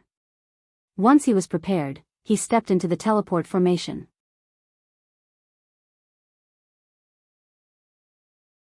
Chapter 1781 Alchemy Tower, 2. Chapter 1781 Alchemy Tower, 2. Upon entering the second floor, Yuan found himself in a vast research room with hundreds of alchemists bustling about with scrolls and medicine in their grasp. Yuan, still in his shadow veil, walked around like he owned the place. Due to how busy and focused everyone there was, Yuan was able to investigate the whole floor without any issues. Hell, he could even do jumping jacks in front of someone and they still wouldn't notice him. It was almost as if Shadow Veil's effect was similar to the Celestial Emperor's curse, where it naturally made everyone oblivious to Yuan's existence. This level of concealment was heaven-defying, and if the world knew of its existence, there would be wars to acquire it. Through his observations on the second floor, Yuan quickly realized that everyone there was engaged in the process of creating new pill recipes. He also noticed that the recipes being developed were relatively basic, ranging from Tier 1 to Tier 2. The next floor was the same as the second floor, but the pills being created were much more complex, ranging from Tier 3 to Tier 4. This went on for the next several floors until he reached the 11th floor, where there were many rooms with closed doors. Yuan used his divine sense to peek inside these rooms to find alchemists at work inside. Not wanting to risk detection, Yuan took only quick glances into each room as he moved steadily from floor to floor. The moment Yuan stepped onto the 30th floor, the atmosphere shifted drastically. The pristine environment of the lower levels was replaced by a grim, unsettling corridor lined with prison cells. The air felt heavy, and the dim lighting cast eerie shadows across the cold, grimy walls, starkly contrasting the clean and orderly nature of the floors below. As Yuan peered into the prison cells, he saw live magical beasts confined within them. Considering the crucial role magical beast materials played in alchemy, it wasn't surprising for the alchemy tower to house such a facility. From their skin to their nails, almost every part of a magical beast could be utilized in alchemy. Their blood, bones, fur, organs, and especially their monster core were valuable for crafting pills, elixirs, and other alchemical creations. Because of this, Yuan didn't find the magical beast prison to be anything out of the ordinary. They were simply no different from livestock. As Yuan continued climbing the tower, the magical beasts grew increasingly rare and powerful. Unfortunately for them, every prison cell was enforced with level 7 formations. They were so powerful that even Yuan would have difficulty dealing with them. A pungent stench of blood suddenly assaulted Yuan's nose when he reached the 45th floor, causing him to frown. This isn't the scent of magical beasts. Yuan thought to himself as he used his divine sense to check the prison cells. Sure enough, imprisoned on the 45th floor were not magical beasts but humans. Using humans as resources, huh? Why am I not surprised? Yuan shook his head after seeing the grim situation before him. The concept of using humans as resources for alchemy dates back to the primordial era, long before the emergence of demons in the world. Back then, human blood and other components were studied for their potential alchemical properties. However, this practice was deemed highly immoral and unethical, leading to its swift prohibition. Over time, it became a forbidden art, with strict penalties for anyone who dared to pursue it, most cases being the death penalty. Despite this, whispers of its use occasionally surfaced in dark corners of the world, often associated with the most desperate or depraved alchemists. As Yuan continued walking down the grim corridor, his attention was drawn to one of the cells. Inside, a woman lay on the floor, seemingly asleep. Her appearance caught his eye, as her features closely matched the description the homeless little boy had given him earlier. However, before he could even consider rescuing her, Yuan noticed another presence appearing on his floor, forcing him to hide. Although he needed to hide, there were no suitable places to do so in the narrow corridor. Left with no other choice, he relied entirely on his shadow veil and remained perfectly still. Fortunately for him, the darkness of the area enhanced the effectiveness of his skill, allowing him to blend seamlessly into the shadows and remain undetected. The other presence belonged to a middle-aged man with a hunched back. However, he didn't appear to be affiliated with the Alchemy Tower, as he wasn't wearing their distinctive uniform, which all the other individuals Yuan had encountered so far had worn. Moreover, his cultivation was pathetically low, being only a spirit warrior. Yuan observed silently as the hunched man unlocked the prison cell containing the little boy's mother and dragged her out. Then, Yuan followed closely behind the man as he made his way through the corridor and toward the teleport formation. Despite Yuan trailing directly behind him, the man remained completely unaware of his presence. The man was so oblivious to Yuan's presence that Yuan managed to step into the teleportation formation alongside him, completely undetected. Moments later, they emerged on the 60th floor, the tallest floor in the Alchemy Tower. As the hunched man approached the only door on the 60th floor and prepared to knock, Yuan quickly concealed himself behind one of the large pillars. Moments later, the door opened, revealing an old man dressed in the distinctive uniform of the Alchemy Tower. The old man glanced at the hunched man and spoke in a commanding tone. "Bring the material inside." "Yes, master." While the two men had their backs turned, Yuan seized the opportunity. Moving like a shadow, he slipped through the open doors and entered the room undetected. Once inside, he quickly found a dark corner to hide in, ensuring he remained out of sight as he observed the scene unfolding before him. The first thing that caught Yuan's attention inside the room was a large crimson cauldron filled nearly to the brim with blood. The pungent, metallic scent of human blood was so overpowering that Yuan had noticed it even before the door was opened. However, the most horrifying sight in the room was the corpses suspended above the crimson cauldron.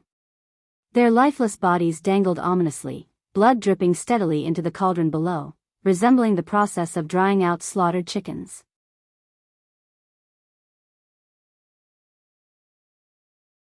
Chapter 1782 Alchemy Tower, 3. Chapter 1782 Alchemy Tower, 3. The gruesome sight was enough to make Yuan's blood boil with anger, his fists clenching tightly. However, he forced himself to remain composed, swallowing his rage as he continued to silently observe the two men, determined to uncover the full extent of their sinister actions. Tian Songyan was covering her mouth from shock and disguise while watching this from the spectator's room. "I remember now. That incident at the Alchemy Tower. So this was the real cause of the Tower Master's death?"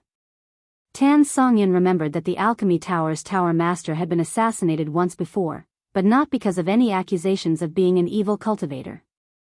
Instead, the rumors claimed he was killed over a precious pill recipe he had recently created, and naturally, Yuan, Tian Kai was blamed for the assassination. "Please spare me. I have a son. He won't survive alone." The woman suddenly muttered in a weak voice, "I swear I won't tell anyone about this." Someone as worthless as you should feel honored to finally have some value being part of Master's pill as its material, the hunchback man sneered, his tone dripping with contempt as he dragged the woman closer to the crimson cauldron. "A spirit warrior and a third-level divine emperor, huh?"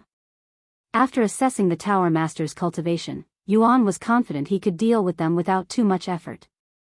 "Master, how should I bleed this one out?" the hunchback man asked. The Tower Master replied, 6-inch long cuts on the neck, wrists, and tendons. "As you wish, Master." The hunchback man eagerly retrieved his ceremonial dagger and prepared to cut the woman. Seeing this, Yuan decided to intervene. He walked out of his hiding spot and spoke in a cold voice, "To practice human concoction during this day and age, how are you not ashamed of yourselves? Who's there?" The Tower Master's heart skipped a beat upon hearing Yuan's unexpected voice echo through the room. Panic flashed across his face as he began looking around frantically, his eyes scanning every corner of the room. However, despite his efforts, he was unable to see or sense Yuan's presence. "Shadow Veil is more effective than I thought." Yuan was inwardly surprised by the results. He was essentially standing right before them, but they still couldn't see him. Wanting to test Shadow Veil's limits, Yuan decided to keep it active, and he continued speaking, "So, what kind of pill was enticing enough to turn you into an evil practitioner?" Yuan's calm yet disgusted voice filled the room, cutting through the tension like a blade. "Judging by the amount of blood and your methods, it must be the reserve heavenly pill, isn't it?" "You know about the reverse heavenly pill," the Tower Master shouted, his voice sharp with alarm as he scanned the room more frantically than before. "Who are you? Show yourself." Honestly, I subconsciously muttered that name out loud, Yuan admitted calmly. As he observed the gruesome scene, fragments of Tian Kai's memories surfaced in his mind, and with them, the name of the pill. Ah. I remember now. Master Tower Chongheng, Yuan said, his tone carrying a faint trace of nostalgia. You were a renowned Tier 7 alchemist, celebrated for your profound knowledge and vast experience in alchemy. You even created multiple powerful and groundbreaking recipes that helped you become the Alchemy Tower's Tower Master. Everything seemed fine for the first several centuries, but then the number of people disappearing in this city began to rise at an unnatural rate. It was alarming enough to attract my attention, so I had to investigate the cause. After a thorough investigation, I uncovered the gruesome truth, Yuan continued, his tone growing colder. The Alchemy Tower was kidnapping homeless people and using them for experiments, and to concoct pills. The once righteous alchemist has somehow been corrupted and become an evil practitioner. And for your crimes, I executed every single alchemist who had even the slightest involvement. It caused quite the stir within the 9 heavens back then, but in the grand scheme of things, it was merely a small ripple in a much larger wave. I've finally found you, you sneaky little bastard, the Tower Master suddenly interrupted, his voice filled with fury. Without hesitation, he unleashed a powerful attack he had been secretly preparing this entire time, sending a wave of destructive energy hurtling toward Yuan's direction. However. Sorry, but I am actually over here. Yuan's voice resounded behind the Tower Master. Wah! Stab! Just as the Tower Master turned his head around, Yuan stabbed him in the heart from the back with the baneful abyss, inflicting him with mark of the baneful. The poison, having entered the Tower Master's heart directly, worked swiftly and mercilessly. With no time to counteract or expel it, his body succumbed almost instantly. Within moments, the Tower Master collapsed, his life extinguished. After dealing with the Tower Master, Yuan turned his gaze toward the hunchback man. Without a word, he raised a finger and unleashed a concentrated burst of sword aura. The attack was swift and precise, striking the hunchback man between the eyes before he could even react, killing him instantly. Moments passed in complete silence, the oppressive air lingering in the room as if time had frozen in place. Yet, Yuan remained inside the Alchemy Tower. After another moment of stillness, Yuan sighed out loud, I knew it. Although the Alchemy Tower is guilty of practicing forbidden alchemy, this trial hasn't ended yet. There are still others who need to be brought to justice. He looked at the Tower Master's melting corpse. I should have probably asked him if he was working with someone before I killed him. Oh well. It's not like I have no clue.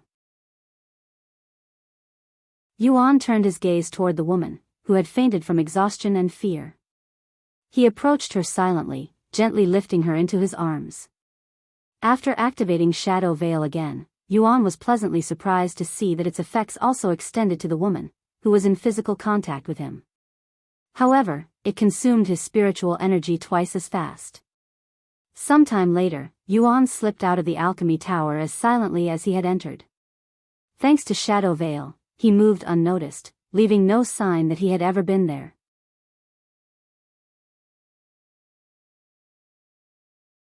Chapter 1783 Tower Master's Visit. Chapter 1783 Tower Master's Visit. After leaving the Alchemy Tower, Yuan brought the woman back to the homeless boy, who was sitting by the street. Mother. The boy's dispirited expression immediately brightened upon seeing his mother.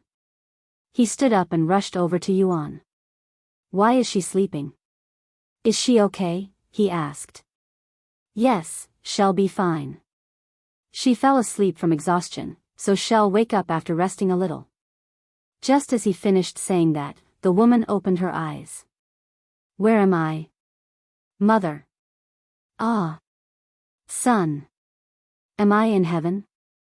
Of course not. Yuan smiled and said, Don't worry, you're alive. Huh? How? I swear I was inside the Alchemy Tower. And who are you? I don't know what happened to you, but I found you outside the Alchemy Tower, said Yuan. Outside the tower. Was that all a dream? She muttered in a dazed voice. Thank you, big brother. I knew I could count on you, said the little boy. No problem. Here, take this. Yuan handed a few spirit stones to the boy despite knowing that it was a pointless gesture, as they were simply created by the stairway to heaven. I will never forget you. Let's go, mother. The boy and his mother bowed to him before turning around and walking away. So this is how it would have felt if I actually saved her in time before. Yuan muttered with a regretful expression on his face. In Tian Kai's life, had investigated the alchemy tower a little too late, and that woman had already been turned into a pill. As for the homeless boy, he was heartbroken to lose his mother, and he disappeared somewhere after Tian Kai gave him some money, never to be heard from again. Meanwhile, on the top floor of the array tower, Liao Tian was conversing with the tower master. This is a rare occasion, Tower Master Liao. What brought you to my array tower? I am looking for someone who recently joined your tower, he said. I see. You're looking for someone. But why are you looking for them? He has something that belongs to me, said Liao Tian. The array tower's tower master raised his eyebrows and said, he stole something from you? Well, something like that. The array tower's tower master proceeded to look at the information inside his badge. Indeed, we had a recent join, and he was recruited by array master Wan Qing. The array tower's tower master summoned Wan Qing to the top floor a moment later. Once she arrived, she greeted them. Tower Master Gao, you summoned for me? Tower Master Liao here has a few questions about the array master who recently joined our tower, said Tower Master Gao. Array Master. Yuan? When you were with that person, did you see him wielding a large sword? Liao Tian asked. No, I did not. Is that so? Then where is he right now? I need to speak with him as soon as possible. Actually, he left the tower and went to the alchemy tower almost as soon as he joined us, she revealed, dumbfounding both tower masters. The alchemy tower? What does he intend on doing there? Liao Tian asked. He's probably going to join them too since he also has the Martial Tower and Cultivation Tower's badges.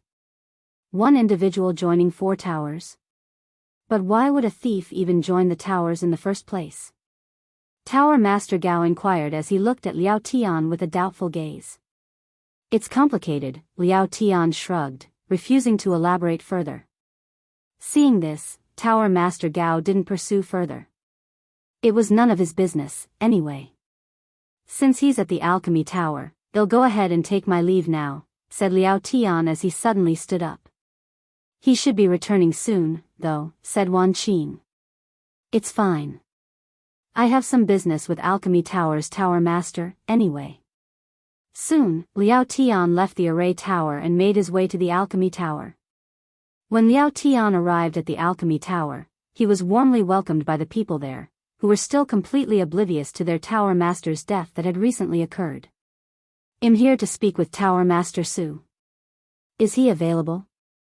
The tower master is currently in seclusion. Perhaps I can be of help, said one of the higher-ranking alchemists there. Liao Tian nodded and explained the situation. I am currently looking for a certain individual. I was told he was coming to the alchemy tower to join you guys. A new recruit? The alchemist looked at the log and said, but we haven't had any new recruits for over 10 years. Then he must have failed to join the alchemy tower. Did anyone named Yuan try to join recently? No. We haven't had anyone trying to join for the past month. Perhaps he hasn't arrived yet? There's no way that woman from the array tower would lie about something like this, Liao Tian thought to himself. I understand. Then I will go speak with the tower master in the meantime. But he's... I know, but so what? Is this the first time I visited unannounced while he's in seclusion? Liao Tian sneered as he turned and made his way to the teleportation formation. The alchemist could only stand there and watch Liao Tian do as he pleased. After all, Liao Tian was a tower master and a good friend of their tower's tower master. Moreover, the alchemy tower's tower master was a very understanding individual, and he wouldn't blame them for Liao Tian's forceful behavior. Sometime later, Liao Tian arrived at the top of the tower. When he stepped out of the formation, Liao Tian was assaulted by a pungent stench of blood. However, he barely reacted and continued to approach the closed doors, almost as if he was used to the scent. He knocked on the door and shouted, "Hey, old man, it's me. Open up." Silence. Liao Tian didn't find it weird despite the lack of response. He simply knocked on the door again a few minutes later.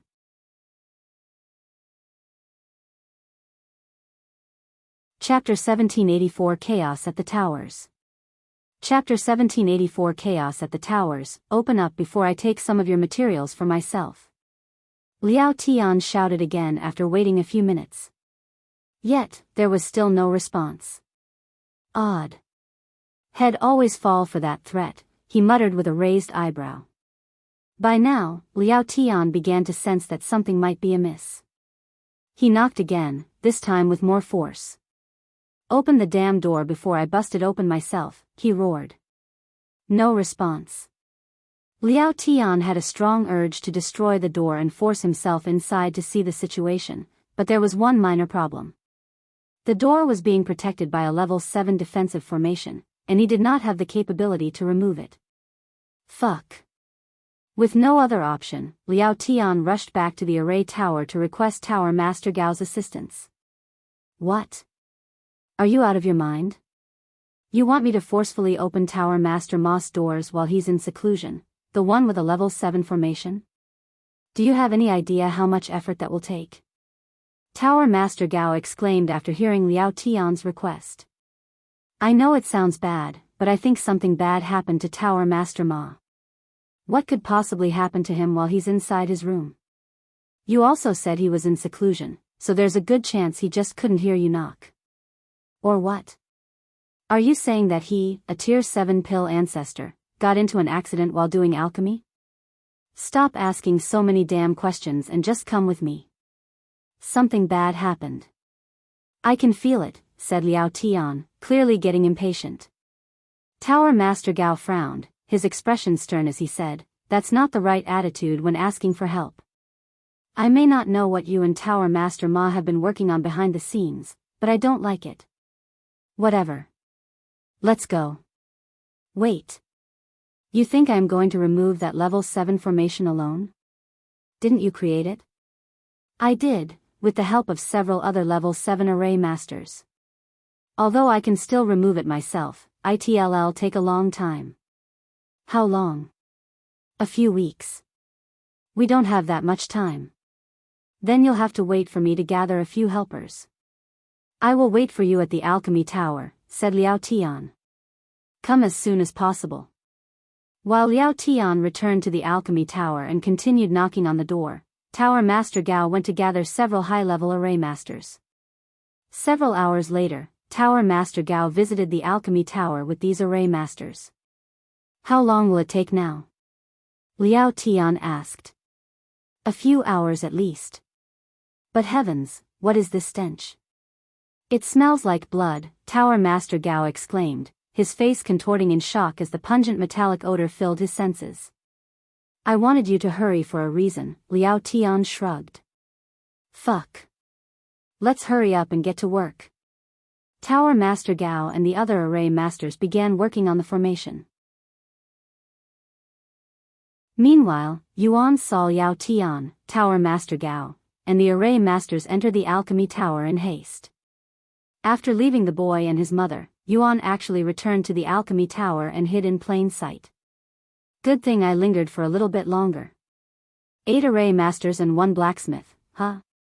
Judging by their clothes and badges, one was the array tower's tower master, and the blacksmith was the metal tower's tower master. They must be trying to force their way inside the room.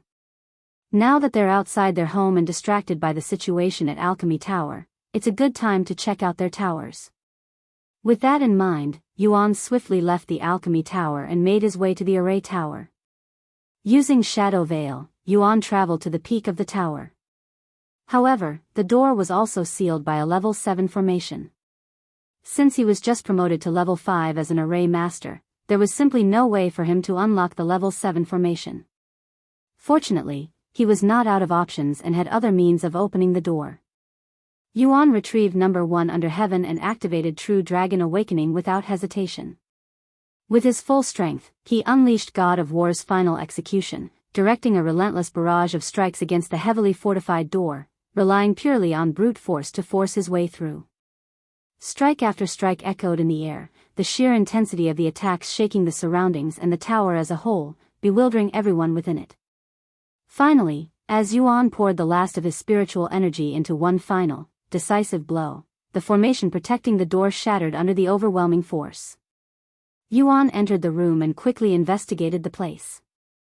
After finding no hints, Yuan left the place without a second thought. Soon after he left, the array masters in the array tower scrambled to the top floor to investigate the commotion, and the area quickly became flooded with frantic activity. Meanwhile, Yuan was already halfway to the metal tower. Someone broke into the tower master's floor. Contact the tower master. Quickly.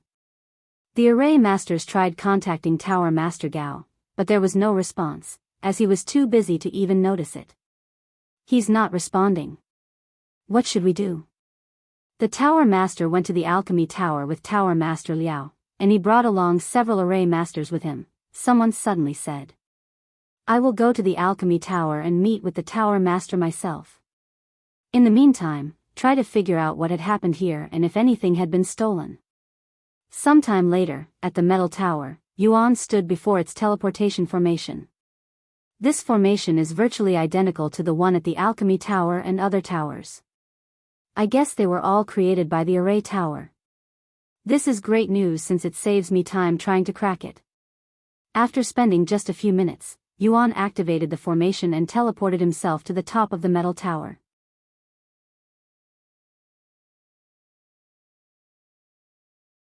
Chapter 1785 Human Remains as Materials.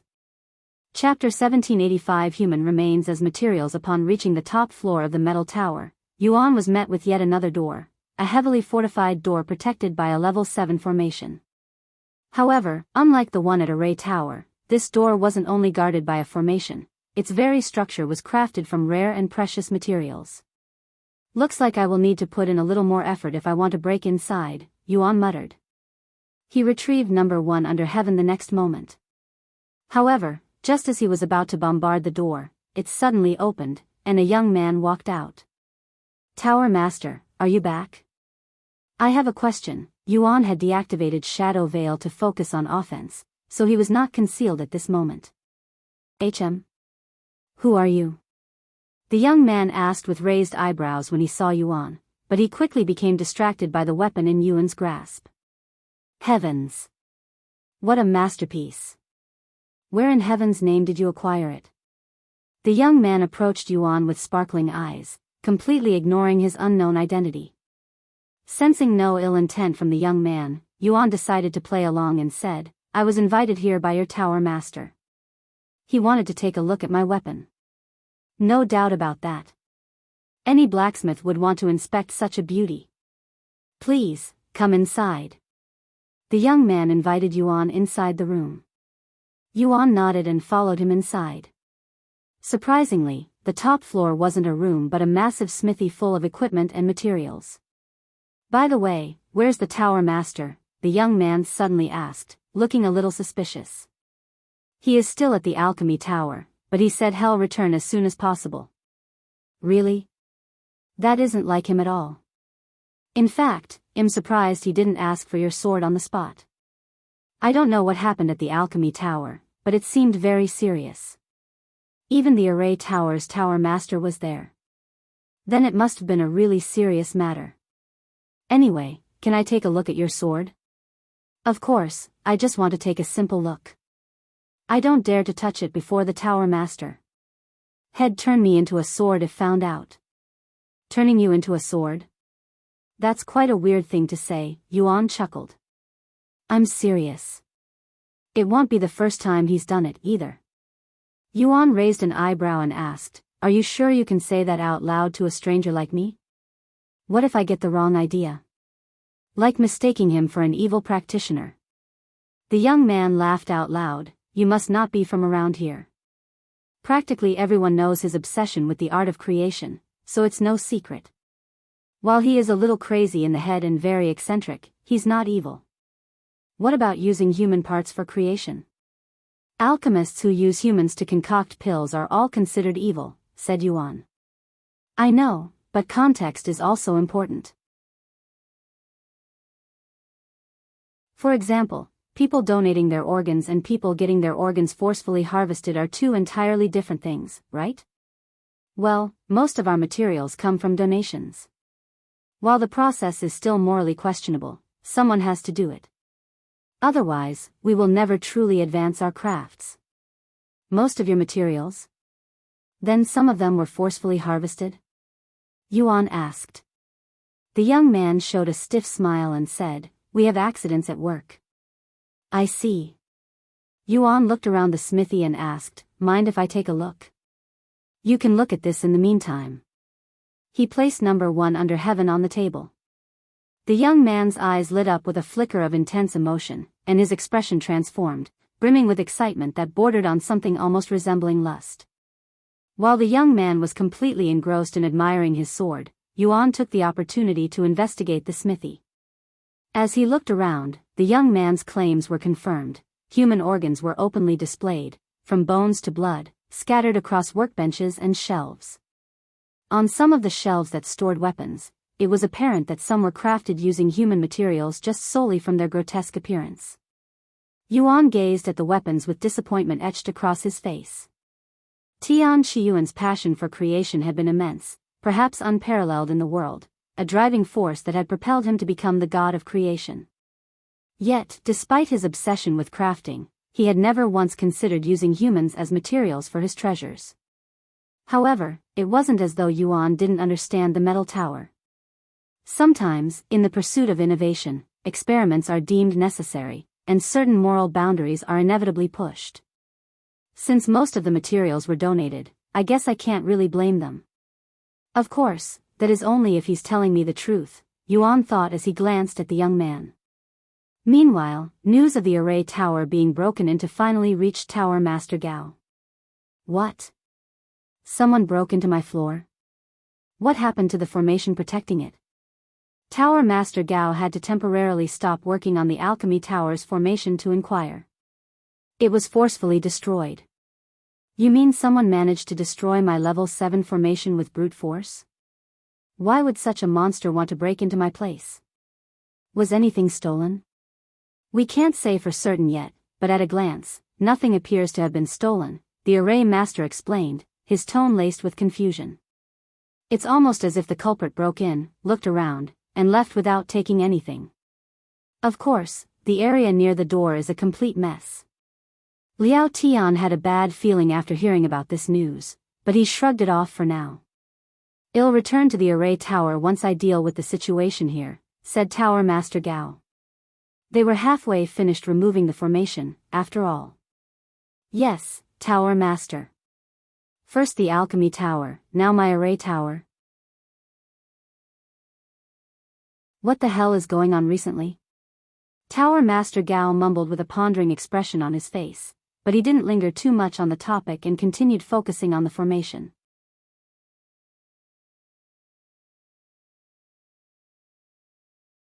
Chapter 1786 Tower Master's Assassination. Chapter 1786 Tower Master's Assassination. News of the break-in at the array tower quickly spread throughout the city, shocking everyone. Yet, it almost became non-existent a few hours later when the incident at the Alchemy Tower began spreading a few hours later. After spending several hours working on the level 7 formation, Tower Master Gao and his array masters finally deactivated it, allowing them to open the door. However, when they finally managed to open the door and step inside, their expressions froze in shock at the gruesome scene before them. Moments later, the shock gave way to disgust as they began to grasp the horrifying reality of what had transpired in the room. The air grew heavy with a tense silence as they processed the grim sight. A crimson cauldron, nearly overflowing with blood, stood at the center of the room. Above it, lifeless corpses hung grotesquely, their presence casting long, morbid shadows.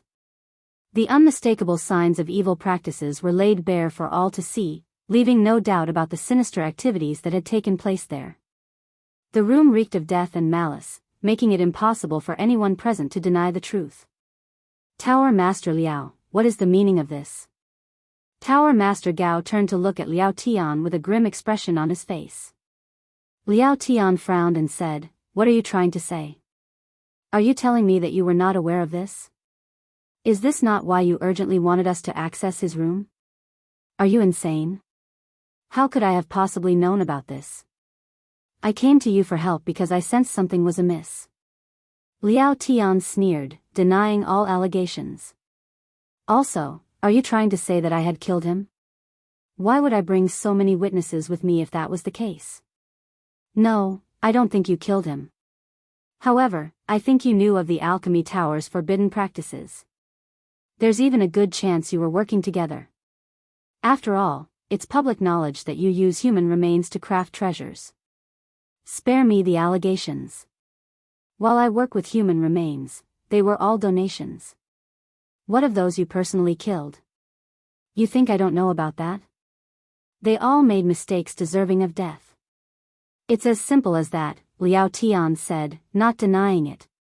"Anyway, why don't we stop this pointless talk and figure out who killed Tower Master Ma?"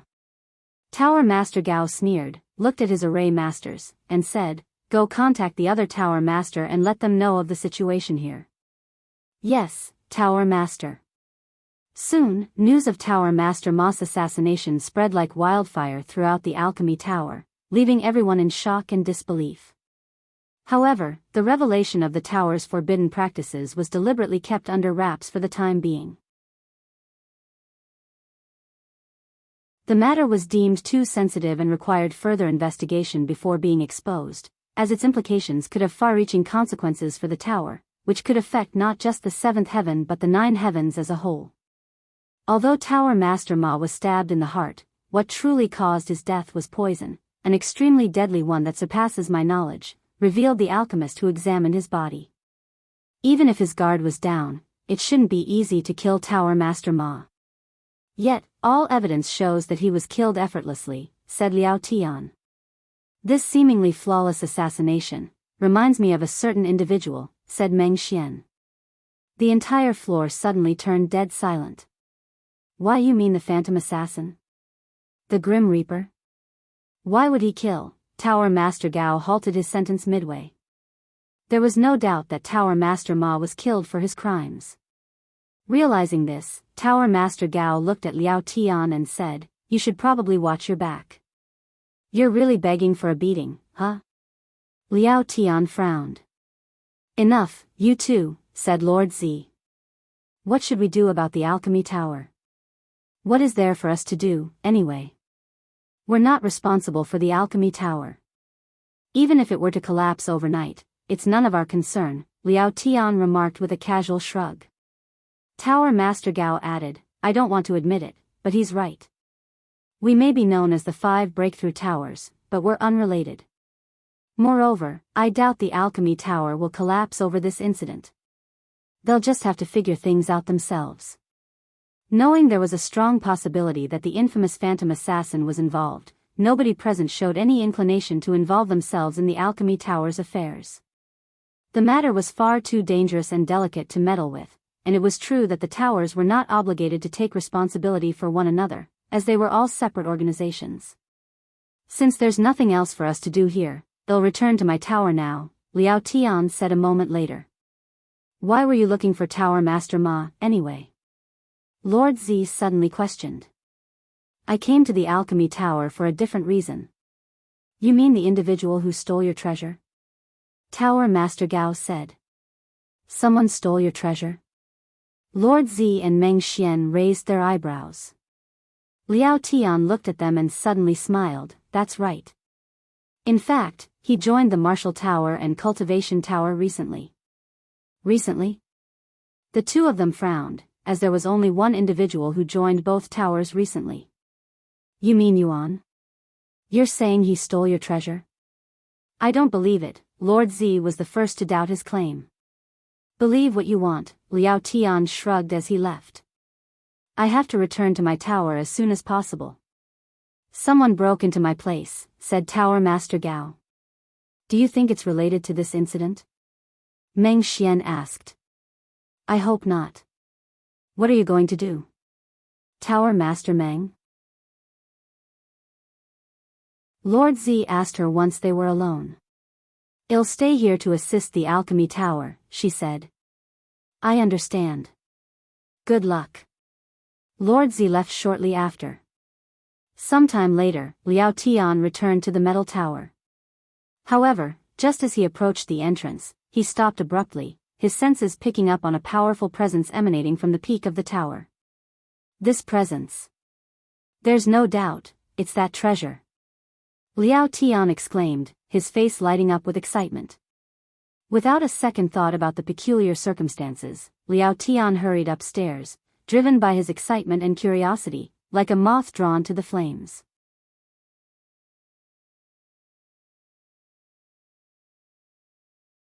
Chapter 1787 Fighting Liao Tian. Chapter 1787 Fighting Liao Tian, the treasure. Where is the treasure? Liao Tian bellowed as he flung open the large metal doors to his smithy with a resounding clang. Inside, the young man was still fixated on number 1 under heaven, his gaze locked onto the weapon as if bewitched. He had been inspecting it for hours, his expression a mixture of awe and obsession, utterly consumed by the masterpiece before him. When Liao Tian's eyes fell upon number 1 under heaven, his expression mirrored the young man's, filled with awe and fascination. He hurried over to the weapon, his hands trembling slightly as he hovered them above it, almost as if he yearned to touch it but didn't dare to. The sheer presence of the treasure commanded reverence, leaving him entranced. This is it. Liao Tian exclaimed, his voice trembling with excitement. This is what I've been searching for my entire life, the perfect weapon. The materials, the craftsmanship, it's beyond anything I've ever seen despite being a god of creation at one point. Just as Liao Tian reached to touch the sword, it suddenly moved on its own, flying away. What the fu? Liao Tian's gaze followed the sword until it landed in Yuan's grasp. Who are you? How dare you touch my treasure? Liao Tian roared after seeing the treasure being touched by someone who wasn't him. Your treasure? That's funny, considering I was the one who brought it here, Yuan responded with a smile. You must be Yuan. Liao Tian narrowed his eyes. And you must be Liao Tian. What happened to that man you sent after me? I killed him for failing to correct his mistake, he said. Is that so? At least he'll be more useful as a weapon. Hearing this, Yuan shrugged. I don't understand your obsession with human weapons. Not only do they lack elegance, but they're nothing special. Who the hell are you to question my creations? You're just a nobody who somehow acquired a masterpiece. I was once the god of creation. Yuan laughed out loud, the god of creation? With your level of skills? I doubt it. Liao Tian gritted his teeth and shouted, hand over the treasure. You do not even qualify to touch it. If I, its master and creator, do not qualify to touch this weapon, then nobody in this world would qualify. Yuan's voice echoed calmly through the room as he revealed this information. You created that treasure? That's a sick joke, Liao Tian sneered, not believing him even for a split second. Even if it was a joke, it's not as sick as your hobby and evil practices. Evil? Just because I use unorthodox materials does not make me evil. You think I am only talking about your methods? I was told that most of your human materials were donated, but after inspecting the materials myself, I confirmed that most of them are actually forcefully harvested. That's slander and a baseless accusation. Where is your evidence? My evidence, huh? Yuan said with a calm yet chilling tone. Well, I've killed enough people to know the difference between someone who died a peaceful, natural death and someone who met a forceful, violent end. Moreover, the weapons you created are all screaming in agony, though I doubt you can hear it. Liao Tian sneered, his expression filled with disdain. What kind of evidence is that? None of it is substantial or verifiable. Yuan smiled and said, You came from the Alchemy Tower, right? I'm sure you saw what happened to their tower master. Liao Tian instantly frowned. You. Don't tell me you were responsible for Tower Master Ma's death? And what if I was? Are you going to avenge him? Liao Tian retrieved a large blade and brandished it with a cold expression. The weapon's appearance was grotesque and unsettling. Its surface was textured like raw flesh, clearly crafted from human remains. It also radiated a sinister aura that caused the temperature in the room to drop significantly. Why would I bother avenging him? I was going to kill you anyway, regardless of whether you killed Tower Master Ma or not. Are you even capable of doing such a thing? Yuan mocked. You'll find out soon enough. Liao Tian swung his blade with a fierce motion, and in an instant, the weapon expanded dramatically in size and length. Although slightly surprised by the blade's sudden transformation, Yuan blocked the attack with relative ease. As soon as it was deflected, the grotesque weapon retracted, shrinking back to its original size. Its movements were unnervingly fluid, almost as if the blade itself were alive. Unlike ordinary weapons, weapons made from humans can grow stronger without needing refinement, Liao Tian said with a sinister grin. Not only that, they're truly alive. I don't know if you can hear it, but my weapon has a heartbeat. If you're so satisfied with your weapon, why covet mine? Yuan asked. You think I want it because I want to replace my sword? No. I am going to feed it to my creation so it can become truly flawless. Liao Tian laughed out loud. Yuan shook his head. I knew it was going to be stupid, but I didn't think it would be this dumb. Say whatever you want. That sword will be mine, anyway. Having had enough of the farce, Yuan decided it was time to end things. Activating True Dragon Awakening, his aura surged, filling the room with an overwhelming presence. The battle afterward was swift and decisive, and within just a few minutes, Yuan completely overpowered Liao Tian. As Liao Tian lay on the ground, barely clinging to life, Yuan calmly approached the grotesque weapon. Looking down at it with a mixture of pity and disdain, he said, I'll release you all now. No. Liao Tian used what little strength he had left and uttered, but Yuan ignored him and destroyed the weapon. As Yuan destroyed the weapon, a faint, eerie noise echoed from the weapon, resembling a distant, anguished scream. The blade shattered into countless fragments, scattering across the floor. Liao Tian, witnessing the destruction of his prized creation, stared in disbelief. The shock was too much for his already weakened body, and with a final, shuddering breath, he succumbed to death.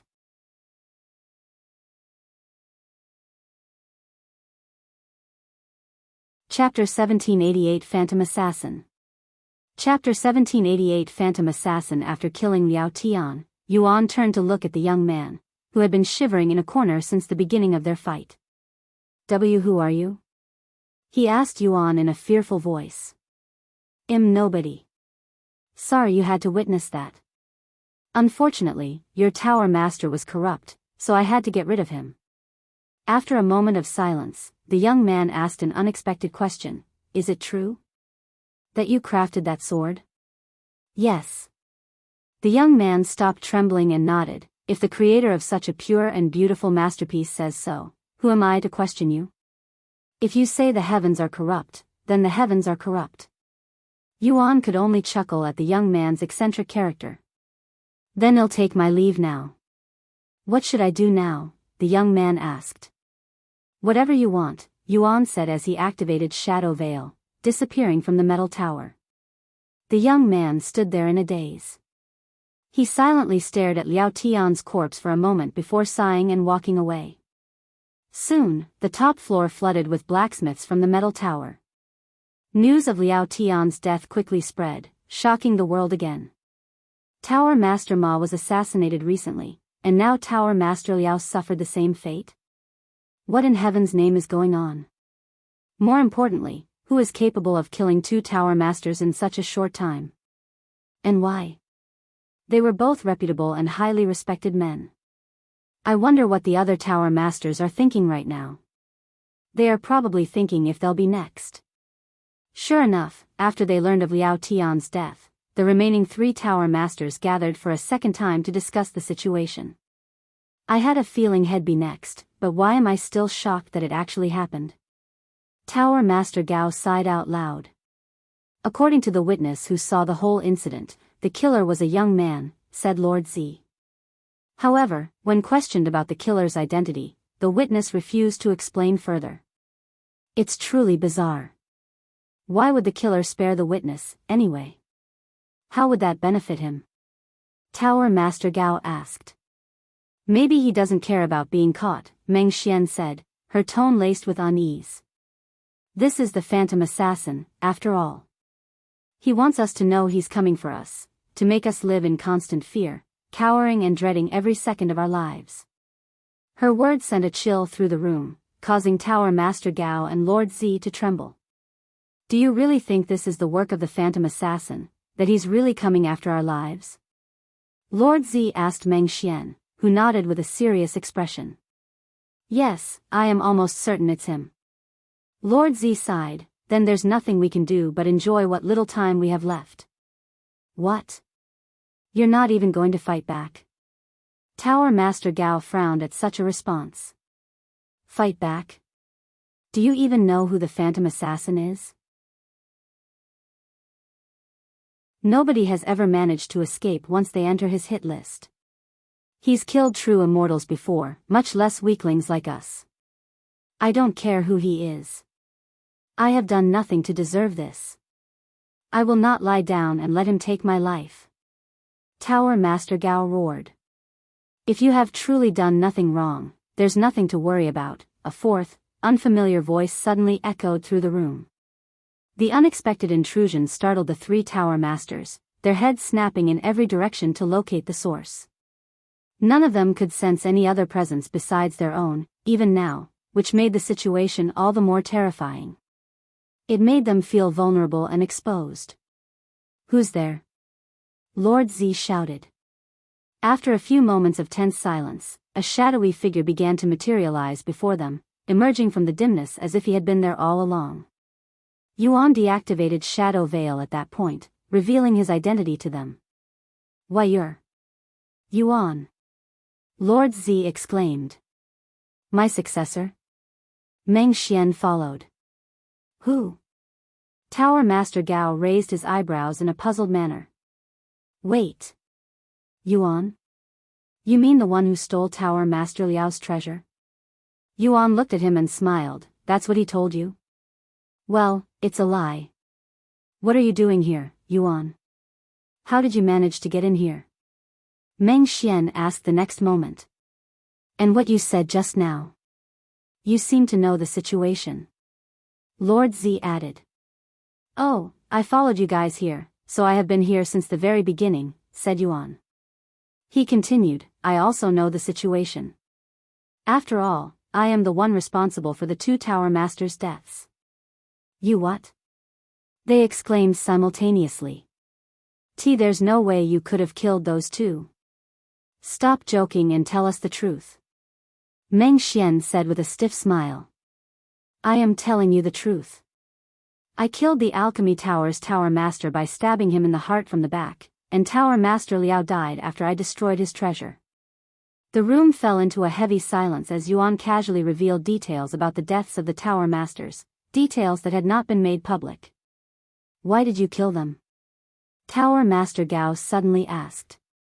Are you asking me that because you really don't know, or are you trying to confirm something? You should have seen the scene yourself. They committed crimes against humanity, so I punished them. Even if what they did was wrong, who are you to punish them? Are you trying to be a hero or something? A hero? No, I killed them for selfish reasons. I didn't like what they were doing, so I killed them. Or what? Are you telling me that I shouldn't have punished them? That's... Tower Master Gao became speechless. Yuan, you haven't answered one of my questions. Why are you here? Are you going to kill us, too? Meng Xian asked a moment later. Who knows? Yuan shrugged.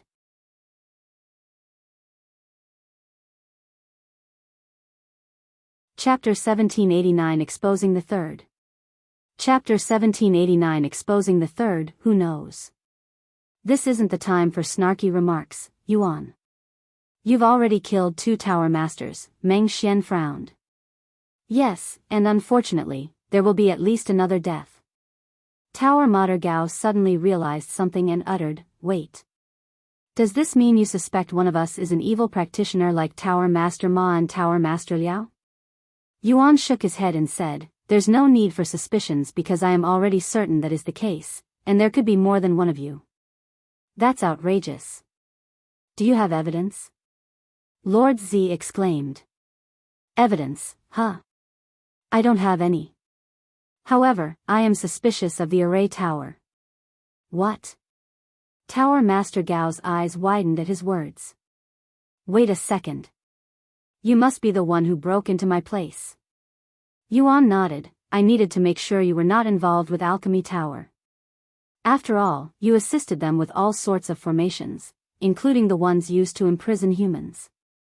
Naturally, the Array Tower provided its expertise not just to the Alchemy Tower but to the other towers as well. Moreover, the formations in question had been established long before any of the current tower masters came into existence.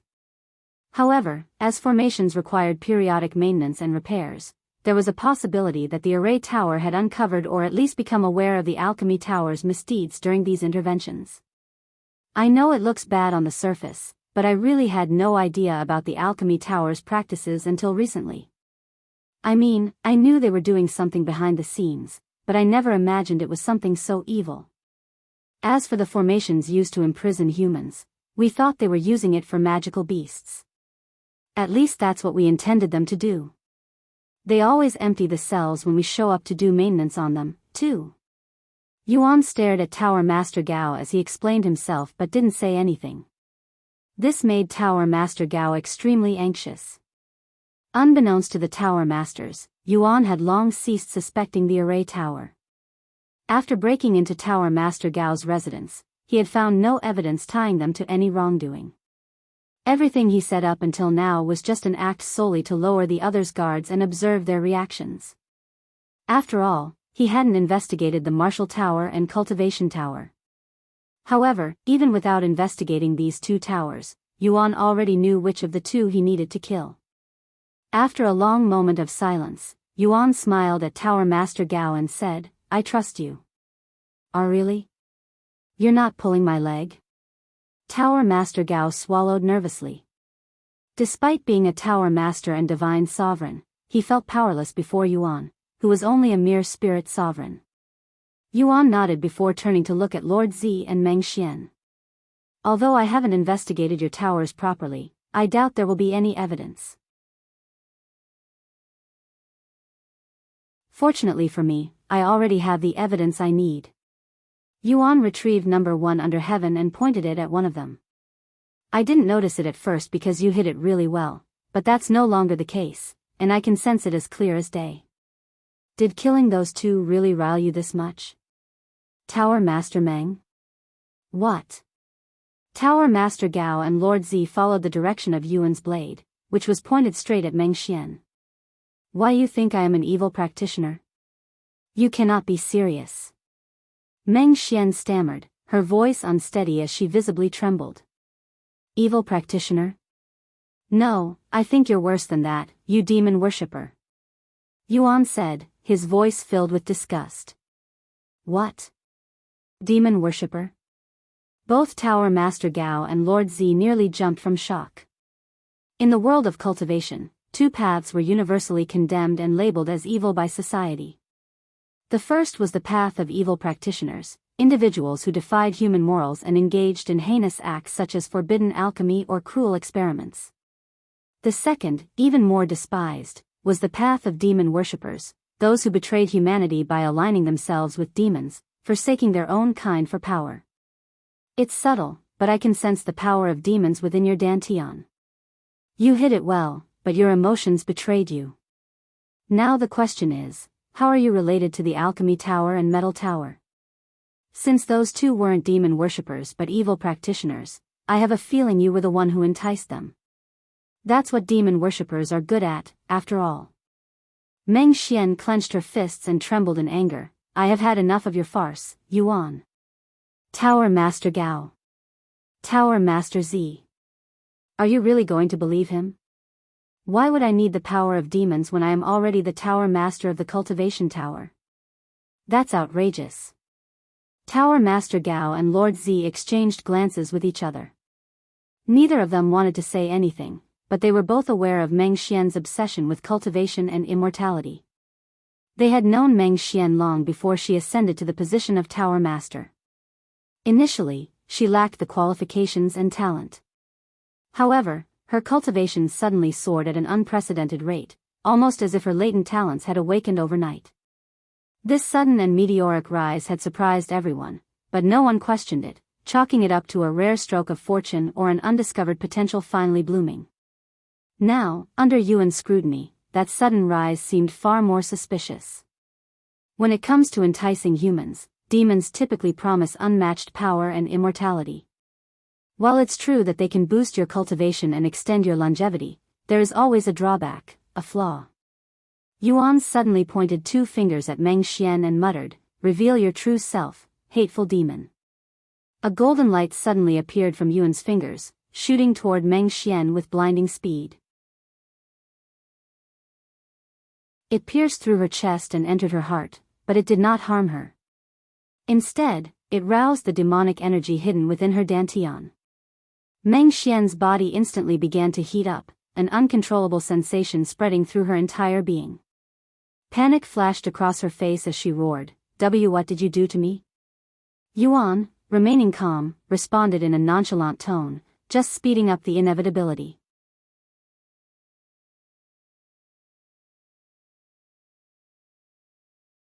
Chapter 1790 Spirit Enlightenment. Chapter 1790 Spirit Enlightenment. After being struck by Yuan's golden light, Meng Xian felt her blood begin to boil, an intense heat coursing through her veins. Her muscles twitched and squirmed uncontrollably, as though they were trying to break free from her skin.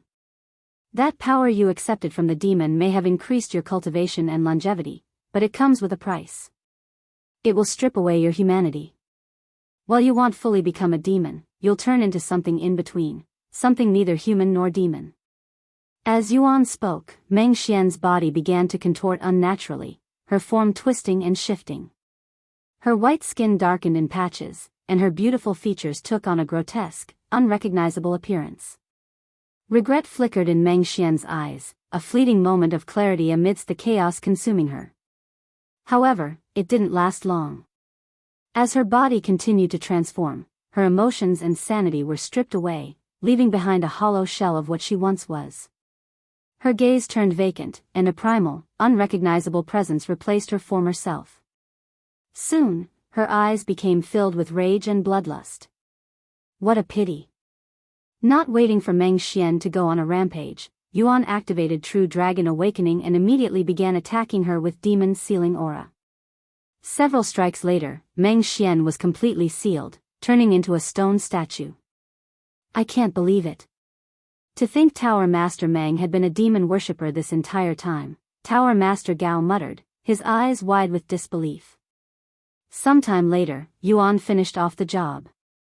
After killing Meng Xian, she unexpectedly dropped a demon core. Normally, this wouldn't be possible since only full-fledged demons have demon cores, but this was a trial created by the Stairway to Heaven.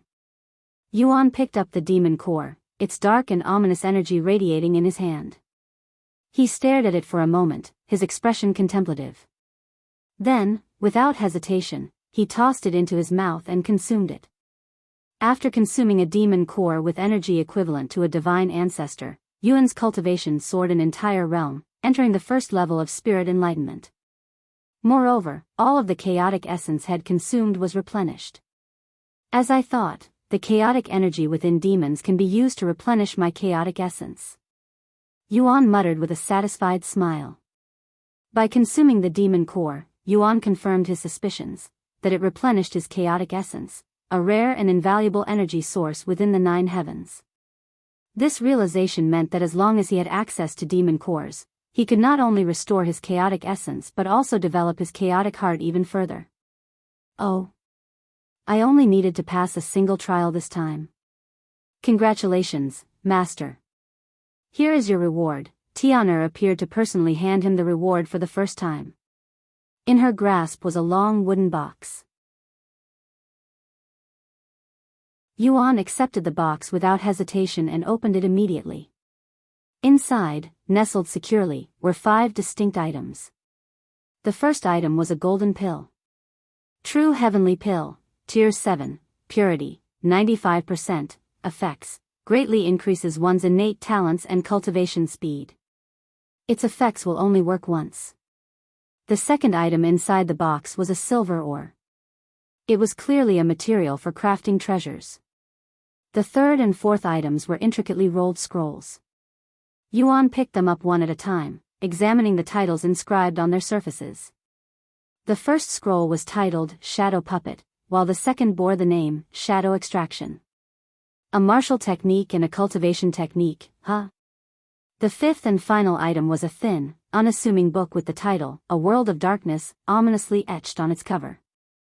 After reading the first page, which was filled with erase symbols, it became clear that it was a powerful formation.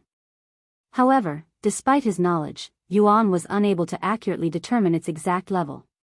What he could deduce with certainty, though, was that it was at least a level 7 formation. By the way, your divine beast's friends, the dragon and serpent, have already passed their trials. They're waiting for you inside the stairway to heaven, Tian suddenly revealed. Yuan nodded and said, "Thank you. Should I take you to them now? Give me a moment." Yuan used this moment to consume the true heavenly pill and study the shadow puppet martial technique. I don't need the cultivation technique, but Ingzi might be able to use it to start her second cultivation. Although magical beasts typically avoided using human cultivation techniques due to their inherent incompatibility, it was not entirely unheard of. There were rare cases where particularly intelligent or adaptable beasts had managed to modify and adapt human techniques to suit their unique physiology. A few hours later. Shadow Puppet, Rank, Supreme, Mastery Level, 1, Description. This ability grants the user control over shadows, enabling them to manipulate and shape the darkness around them into powerful weapons. The shadows become an extension of the user's will, offering versatility in both offense and defense. Okay, I am ready, Yuan said sometime later. Tian teleported Yuan to the waiting room, where Lan Yingying and Shi Meili had been waiting since they finished their trials. Sorry for taking so long. I didn't think the trial would require so much time, he said to them. It's fine. I needed some time to digest what I learned from my trial, anyway, Shi Meili said. Sometime later, Tian brought Yuan to the others. So, what did you think? Yuan asked Tan Songyun, who was speechless at first. I don't know what to think. How much of what you showed me is real, anyway? While the trial isn't a perfect replay of history, it's true that those tower masters were all corrupted and the reason Tian Kai ended their lives. I have a lot of questions, but they can wait. I am still trying to process what I witnessed, she sighed. Yuan smiled. Take your time.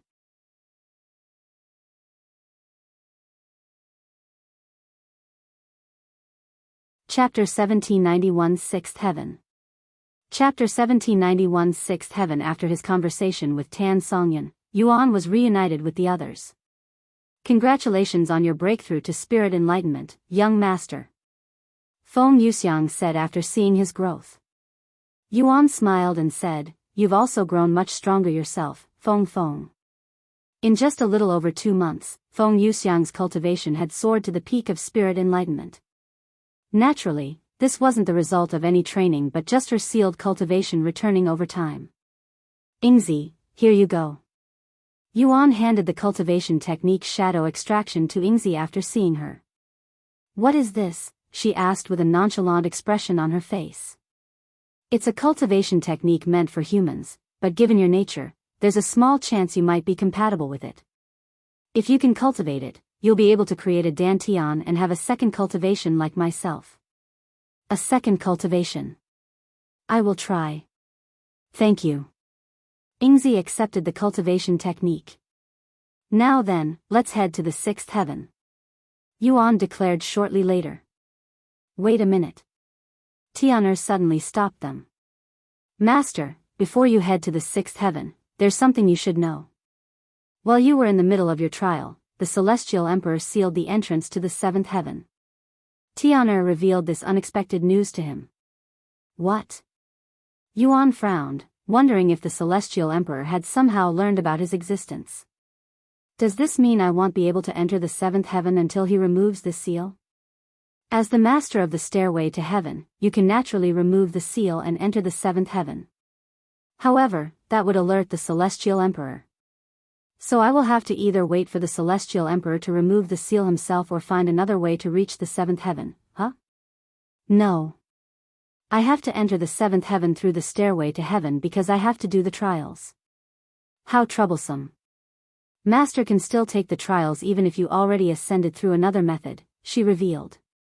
I see. What about those who went to the lower heavens? How will they get back to the upper heavens? Yuan looked at Tan Songyun as he asked. The seal only affects those who wish to ascend, so it won't affect those who came from the seventh heaven. This isn't the first time it's happened, so it's not too weird.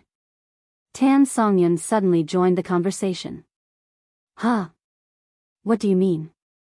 Yuan inquired. How much do you even know about the 9 heavens? Honestly, probably not as much as I should. She sighed and said, the 9 heavens is split into 3 levels, lower, middle, and upper.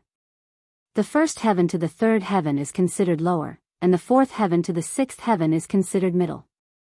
While the first 6 heavens are relatively similar to each other, everything is vastly different in the 7th heaven and above. Many people consider the upper heavens to be the true cultivation world, the immortal realm, while anything below that is the mortal realm, and in order to not overpopulate the 7th heaven, the Celestial Emperor often places restrictions on it. The seal is one such restriction. How long do these restrictions typically last? Yuan then asked. It varies. Some last only a few years, while others have lasted for decades, even centuries. The situation in the upper heavens is also an important factor. Anyway, one primary reason the Celestial Emperor enforces these restrictions is because of resources. To ensure resources remain abundant, he limits the number of people who can access them. After all, what truly differentiates the upper heavens from the lower heavens is the quality and quantity of their resources. I see. Are you in a hurry to reach the 7th heaven?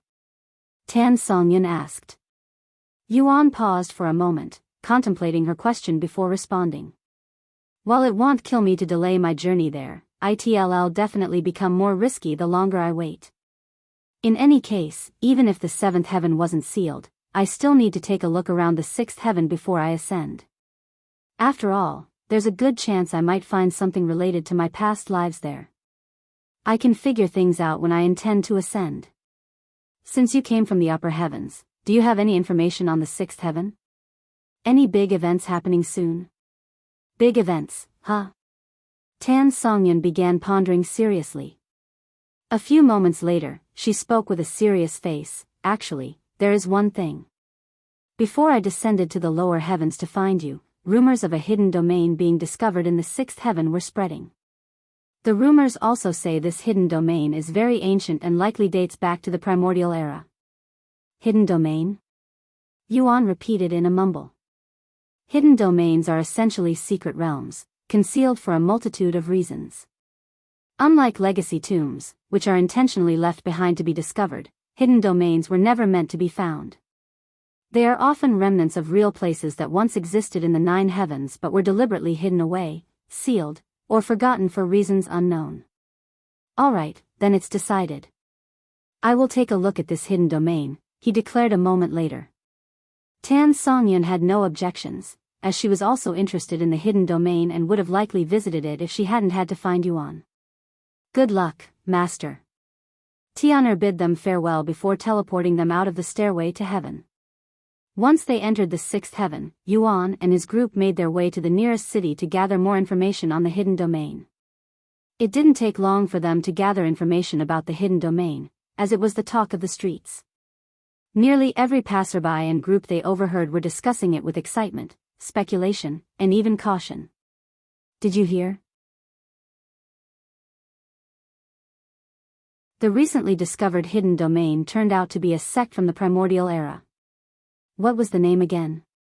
The Immortal Monastery. What? Immortal Monastery? Yuan's eyes widened with disbelief after hearing this familiar name.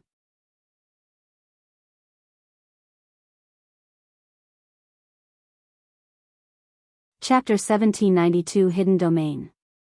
Chapter 1792 Hidden Domain. Did they just say Immortal Monastery? Or was I just hearing things? Yuan turned to look at Tan Songyun and asked for confirmation. They definitely said Immortal Monastery. Why?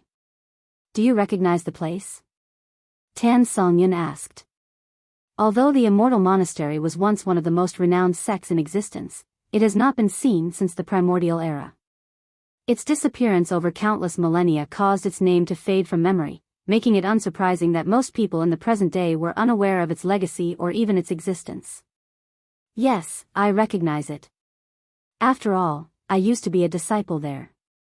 Young master. Yuning suddenly called out to him. In case you don't remember, Ji Ran used to be a sect leader at the Immortal Monastery. I remember, he said. He recalled Ji Ran mentioning it during their first encounter in the Shadow Realm. Fate is really scary. Yuan muttered with a bittersweet smile on his face. Sometime later, Yuan approached some of the pedestrians to learn more about the hidden domain. After speaking to a dozen people, he learned that the hidden domain was discovered around 4 years ago, but it wasn't opened until very recently due to the powerful formations protecting it. Once the hidden domain was opened, several scouts were sent inside to investigate. According to their reports, the domain housed none other than the Immortal Monastery, one of the most ancient and powerful sects in history. The discovery sent ripples throughout the 9 heavens, as the Immortal Monastery was a legendary sect that had vanished since the primordial era. Its reappearance promised untold treasures, profound techniques, and secrets long thought to be lost to time. Once news of the Immortal Monastery reached the upper heavens, it sparked a frenzy. Influential backgrounds wasted no time mobilizing their experts, sending them to the 6th heaven in droves. Prestigious sects, prominent families, powerful factions, and even hidden backgrounds emerged from the shadows, all eager to explore the legendary Immortal Monastery. According to the scouts who entered the hidden domain, the place hasn't fully opened yet, and they were only able to reach the sect's entrance before being blocked by a barrier. After gathering enough information, Yuan made his way to a private room in a nearby restaurant. The room was quiet and secluded, offering a perfect space for discussion while they relaxed. Yuan retrieved Baneful Abyss so he could speak with Ji Ran. Ji Ran, you were the sect leader of the Immortal Monastery at one point, right? Yes, I was the 4th sect leader in history. Did you know of a disciple named Tian? Ji Ran pondered for a moment before responding, no, I am not familiar with that name. However, it's been countless years, so my memories may not be reliable. Then do you know what happened to the Immortal Monastery or how it became a hidden domain? Ji Ran sighed and said, the Immortal Monastery was one of the top sects during the primordial era. While the amount of sects back then wouldn't hold a candle to the sects available today, we were much more competitive. We participated in the heavenly war of immortals and gods and went against the Celestial Emperor, which was the beginning of our downfall. According to what I was told by those who survived the war, the Immortal Monastery went into hiding after I was banished to the Shadow Realm, and as far as I was aware, they never emerged again. What are the chances the Immortal Monastery survived to this day? Yuan wondered out loud. 0. After all, they disappeared during the primordial era. How many years do you think have passed since then? A sect needs to continuously recruit disciples and earn resources to survive.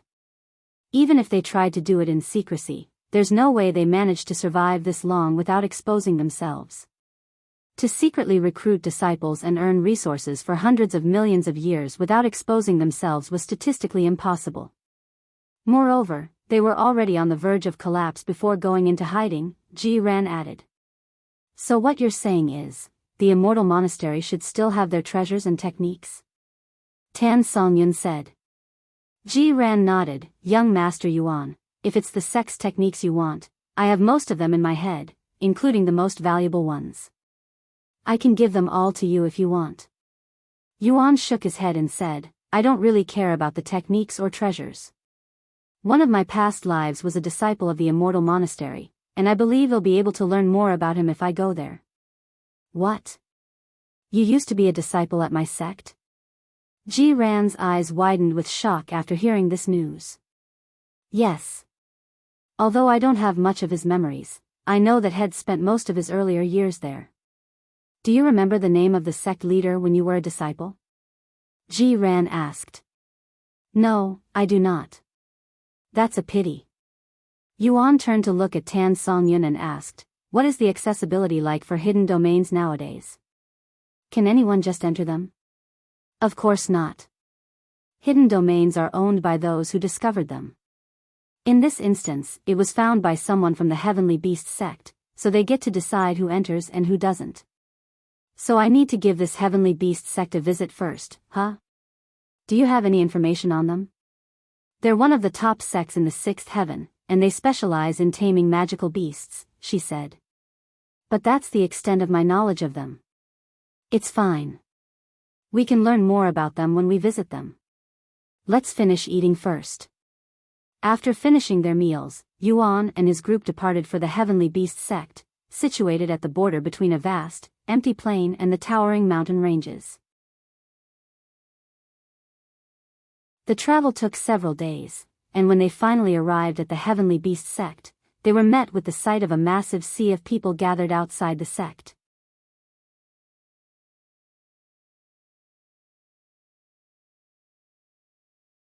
Chapter 1793 Limited Slots. Chapter 1793 Limited Slots. There are so many people here. She merely swallowed nervously. What was truly awe-inspiring about the crowd wasn't its sheer size, but the overwhelming number of experts it contained. The majority of those present hailed from powerful sects and prestigious families, each sending their most accomplished members to represent them. Not wanting to show any disrespect to the Heavenly Beast sect, these factions had ensured that only their best and brightest were in attendance. As for those from the upper heavens, most of them were directly sent inside the sect without needing to wait around. How does one receive permission to enter the hidden domain? Shi Meili then asked. In most cases, you pay the party with ownership, said Tan Songyun. I wonder how much ITLL cost. Seeing how many are interested, I'm willing to bet ITLL be expensive, Shi Meili sighed. Let's enter the line first, Yuan said a moment later. Soon, they entered the massive queue. After waiting in line for about an hour, a young woman wearing a unique uniform approached them. Hello, can you tell me your background? I am from the Heavenly Beast sect, said the young woman. We're a group. My name is Xiao Yang, and I am from the Celestial Overlords. Yuan decided to use this as his primary identity for the time being. See Celestial Overlords? The young woman exclaimed with a startled face. When those around them heard the woman's voice, they all turned to look at Yuan, who was still wearing a mask. Even Tan Songyun was staring at him with wide eyes. What are you doing? To impersonate someone from the Celestial Overlords, are you seeking death? Tan Songyun shouted at him through voice transmission. Yuan ignored her and showed the young woman his faction symbol. Please follow me, esteemed guests. The young woman bowed to them. Tan Songyun wore a dumbfounded look on her face, as she didn't expect Yuan actually to be part of such a famous faction. Yuan looked at Tan Songyun and smiled. Is it worse than impersonating a dragon emperor? He asked her through voice transmissions. Tan Songyun could only remain speechless. Sometime later, the female disciple brought them to a luxurious building and said, Please wait here for a moment. One of our sect elders will come to speak with you as soon as possible. After leaving Yuan's group, the female disciple immediately went to notify the sect elder responsible for receiving guests from the upper heavens. What? Someone from the Celestial Overlords is here? That's impossible, said the sect elder. Why is it impossible? That person showed me the Celestial Overlords faction symbol, explained the disciple. It's impossible because people from the Celestial Overlords already visited us, and there were 4 of them. Why would the Celestial Overlords send 2 groups separately? That's... The disciple fell silent. Whatever. I will see them myself. If he turns out to be an imposter, I'll notify the real member. The sect elder didn't wait around and immediately left. Sometime later, the sect elder arrived at Yuan's guest house and knocked on the door. You must be the sect elder. She merely opened the door. Yes, I am Elder Pan. Are you the guest from the celestial overlords? The sect elder asked in a respectful tone. Although he was suspicious of their identity, he had to remain cautious just in case it was a misunderstanding. She merely shook her head and said, No, he's inside. I am his traveling companion. The sect elder entered the building and followed Shi Mei to the living room, where Yuan and Tan Songyun were sipping tea. Welcome to our humble heavenly beast sect, esteemed guests. I heard from my disciple that you're from the celestial overlords. I apologize in advance if this is a misunderstanding, but a group of individuals from the celestial overlords has already visited our sect. Is that so? Although I am from the celestial overlords, I am visiting for personal reasons, so it's not like I was sent by my faction. Yuan showed him his faction symbol and rank. I was recently recruited by celestial overlord Chang, so my rank is lacking. You were personally recruited by a celestial overlord? The sect elder swallowed nervously after hearing this. If you don't believe me, I can contact her for you, Yuan said. And he even has direct access to her? The sect elder cried inwardly. And no, it's fine. I believe you. I apologize for doubting your identity. Don't worry, I understand. The celestial overlords have sent 4 people to explore the hidden domain, huh? They must have sent one from each faction, Yuan thought to himself. Anyway, I am here to request permission to enter the hidden domain. How do I acquire it? About that, the hidden domain has limited spots, 20,000 spots to be precise, so there's fierce competition for them. Limited spots? This is news to me. We just found out ourselves. Moreover, this is a rule within the hidden domain, so it's not something we made up to drive up the price. I apologize for any inconvenience. I see. And how many slots have been taken so far? A little over 19,000. So there are less than 1,000 spots left, huh? So, how much does the Heavenly Beast sect want for an entry? Although entry to the hidden domain would likely come at an exorbitant cost, Yuan wasn't overly concerned about being unable to afford it. Unfortunately, we are unable to directly sell you a slot right now. However, we will take your offer into consideration and give you an answer next month. So the highest bidder wins, Yuan mumbled. He began counting the number of slots he needed. Xiaohua, Feng, Yingzi, Meili, Yingying, Yuning, will those living within my soul weapons need a slot? He turned to look at Tan Songyun and asked, Do you also want to enter? Of course, but you don't need to pay for my slot. I'll handle it myself, she said. All right. My little brother.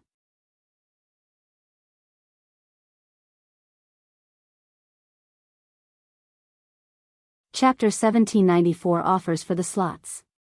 Chapter 1794 Offers for the Slots. Yuan looked at Elder Pan and asked, I happen to wield a soul weapon that contains a spirit. Will that count as a slot? Only those who will be participating will take up a slot, so unless the spirit within your soul weapon wishes to participate, they won't take up a slot. This is true for everyone else, too. Also, you won't be able to use any treasures as a participant, including your soul weapons. Can you elaborate? What is considered participation? Elder Pan proceeded to explain, according to the rules of the hidden domain, those who will become disciples are considered a participant. We don't have much information about the details since nobody has entered the hidden domain yet, but we believe the main theme of this hidden domain is roleplay, and we'll be roleplaying as disciples of the immortal monastery. Some hidden domains are structured around a specific theme, much like the trials Yuan had encountered within the stairway to heaven. These themes often dictate the nature of the challenges within the domain, such as tests of strength, wisdom, or even teamwork. I see. In that case. Yuan mumbled. Feng, do you wish to participate? He asked her. Although it sounds fun, I will remain a spectator this time, she said, not wanting to waste a precious slot. What about you, Ingzi? I will participate. Ying? I would also like to participate. Do you want to participate as well? Yuan asked Shi Meili. She looked at Elder Pan and asked, is the hidden domain dangerous? I'm sorry, but I genuinely do not know. Elder Pan shook his head. Some hidden domains are rife with peril, filled with deadly traps, fierce beasts, and trials that test one's very limits. Others, however, are serene and peaceful, offering a haven for cultivation or exploration. Unfortunately, there is no way to truly discern the nature of a hidden domain until one steps inside. While the Heavenly Beast sect had managed to access the hidden domain, their exploration had only reached the entrance. The true nature and contents of the domain remained shrouded in mystery. It's better to assume that the place will be dangerous, said Yuan. She merely pondered for a moment before nodding, all right, I'll participate. What about you, Yuning? Yuan asked her next. I'm okay being a spectator, she said.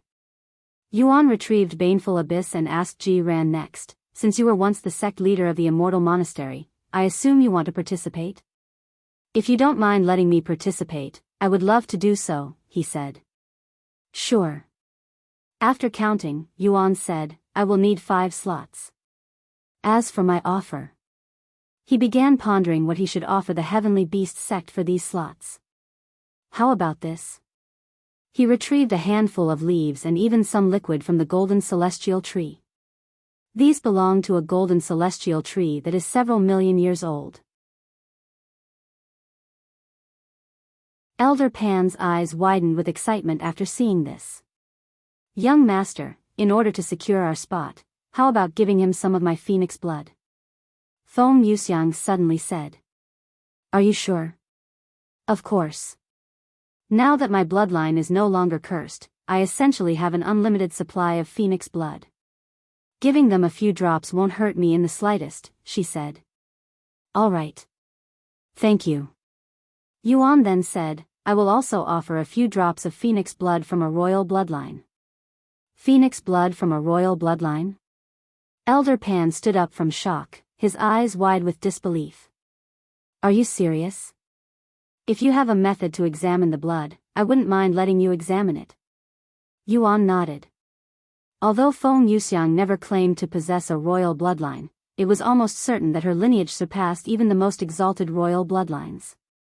As a direct descendant of the primordial phoenix, she carried the purest and most ancient phoenix bloodline. Although we do not have something like that, we have something that can evaluate a bloodline's grade, said Elder Pan. In that case, I would also like to offer some of my blood, Shi Meili suddenly added. I'm actually a dragon with a royal bloodline, and am willing to add some of my blood to the offer. Shi Meili had hidden her horns and tail to appear less conspicuous, so Elder Pan did not know she was a dragon until it was mentioned. Why, you're a dragon? Elder Pan fell back down from shock. To prove her identity, Shi Meili partially transformed, revealing her horns, tail, and scales. Please wait a minute. I will contact our sect leader right now. He will be able to guarantee you those slots. Take your time. Yuan nodded with a smile. Elder Pan left the guest house and rushed to the sect leader's side to notify him of Yuan's offer. In addition to leaves and liquid from a golden celestial tree that is several million years old, he's also offering the blood of a dragon and phoenix, ones with a royal bloodline.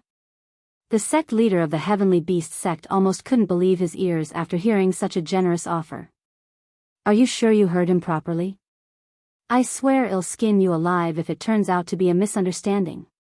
I swear on my life. Elder Pan reassured. Bring me to him. I must speak with this individual myself. Elder Pan hurriedly returned to Yuan's guest house with the sect leader following behind. My name is Bao Shia, and I am the current sect leader of the Heavenly Beast sect. It's a pleasure to meet you, esteemed guests. Regarding your offer, once we confirm the phoenix blood and dragon blood's quality, we will immediately give you 5 slots for the hidden domain. Sure thing. Yuan nodded. Please follow me. Sect leader Bao guided Yuan and his group to another building. Inside, the room was filled with intricate devices specifically designed to evaluate the grade and purity of beast bloodlines. "I'll go first," she merely said.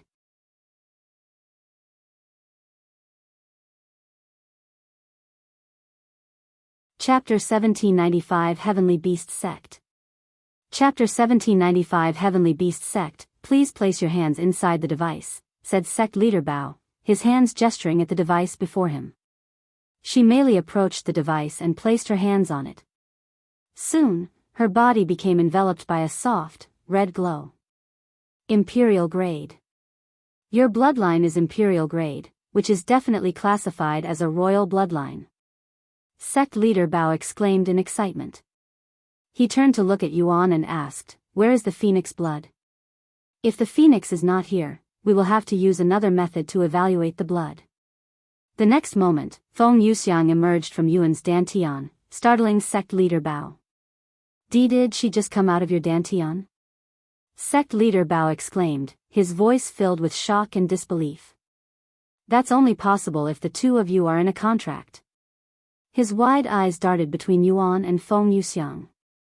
The idea of a human forming a contract with a phoenix, especially one with a royal bloodline, was almost unimaginable. Yet, it appeared to be a reality right before him. Feng Yuxiang ignored Sect Leader Bao's shocked state and walked to the device to grade her bloodline. A few moments later, her body was enveloped by a golden glow. Divine Grade. Sect Leader Biyao gasped, his eyes and jaw wide with shock. However, Feng Yuxiang didn't appear to be happy about the results. "Is it because my bloodline is still recovering? As a primordial phoenix, my bloodline should be supreme grade," she wondered inwardly.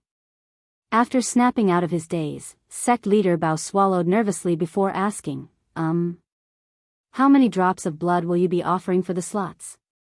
Feng Yuxiang narrowed her eyes at Sect Leader Biyao, her gaze sharp and calculating. After a moment of tense silence, she raised her hand, holding up 2 fingers. She merely then spoke, "I will offer 3 drops." Sect Leader Biyao pondered with a serious expression on his face before responding, "I would like to request another drop of your phoenix blood. In exchange, I will no longer ask for the leaves and liquid from the golden celestial tree." Feng Yuxiang's blood was far more valuable and beneficial to the Heavenly Beast Sect than the golden celestial tree, so Sect Leader Bao's request was very natural. "What do you think, young master?" Feng Yuxiang asked for Yuan's advice. "I'll let you decide. It's your blood, after all." "Then I'll accept your offer." Feng Yuxiang retrieved an empty vial and filled it with 3 drops of her blood. She merely did the same. "Thank you very much, esteemed guests. This is your proof of entry to the hidden domain. Please do not lose it because we won't be able to replace it." Sect Leader Biyao handed Yuan 5 wooden badges with the words Immortal Monastery engraved onto them, as well as a communication jade slip. "They were found by the entrance to the Immortal Monastery, hence how we figured out there would only be 20,000 available slots," he added. "Thanks." Yuan accepted the badges and tossed them into his spatial ring. "When will we be able to enter the hidden domain?" Yuan then asked. "Once we fill up the slots by the end of the month, we will notify you through the communication jade slip.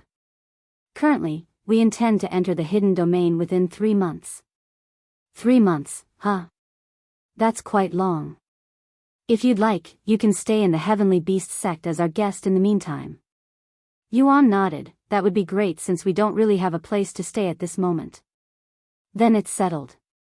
Just a heads up, there are other participants living in this area, and we do not tolerate any fights between participants. You don't need to worry. We don't know anyone, so we have no reason to cause any trouble." Sect Leader Biyao nodded. He proceeded to guide them back to their living quarters. "Then I'll leave you alone for now. If you need anything, we have servants on standby outside." He gestured toward the individuals wearing a specific uniform walking around the place. "Wait, I also want to give you an offer for a slot." Tan Songyun suddenly stopped him. "What?" Sect Leader Biyao looked at her with raised eyebrows and a puzzled expression. "Although we're traveling together, I am going to pay for my own slot, she explained. Is that so? Since I am already here, I will listen to your offer. Tan Songyan proceeded to retrieve a scroll from her spatial ring and handed it to him. Sect leader Bao didn't think much of it and opened it. However, when he read the contents of the scroll, his eyes widened with shock and disbelief. This is. Is this real? Tan Songyan remained calm and said, what would I gain from lying to you? She showed her faction symbol, revealing her background. Vengeful fairies. He began contemplating shortly later. After a moment of heavy silence, he finally made his decision. Reaching into his robe, he retrieved another wooden badge and extended it toward Tan Songyan. I'll accept your offer. Thank you. Tan Songyan casually accepted the badge. Sect leader Bao shook his head. No, I should be thanking you. He quickly stored the scroll inside his spatial ring, even looking around to make sure nobody else saw it. After he left, Yuan asked Tan Songyan in a curious tone, what did you offer him? Let's just say it will benefit the Heavenly Beast sect greatly if they are able to acquire it. Yuan raised an eyebrow and guessed, a treasure map. Good guess, but you're wrong. Are you really going to keep it a secret? Does it annoy you? I can't say that I am not curious, but I won't lose any sleep not knowing. Is that so? Tan Songyan didn't say anything else and returned to the building. Yuan could only shake his head inwardly and follow her inside. 3 months, huh? What should we do in the meantime? She merely asked once they were inside. If you find any errors, ads pop up, ads redirect, broken links, non-standard content, etc.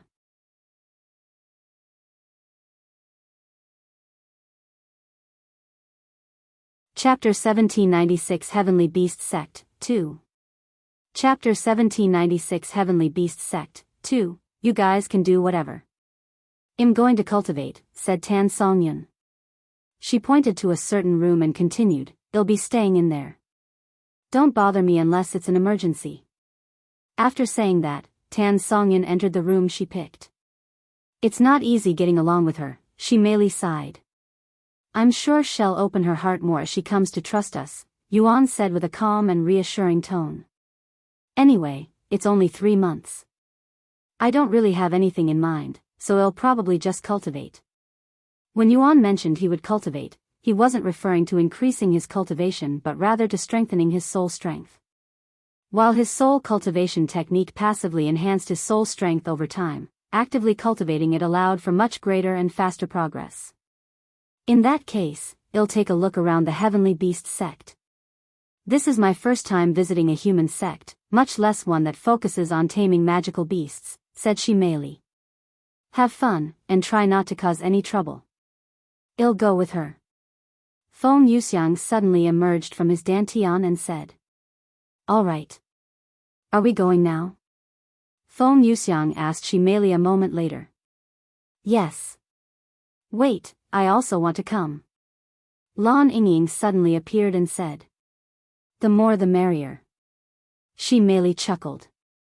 Thus, Feng Yuxiang, Lan Yingying, and she merely left the building to explore the Heavenly Beast Sect.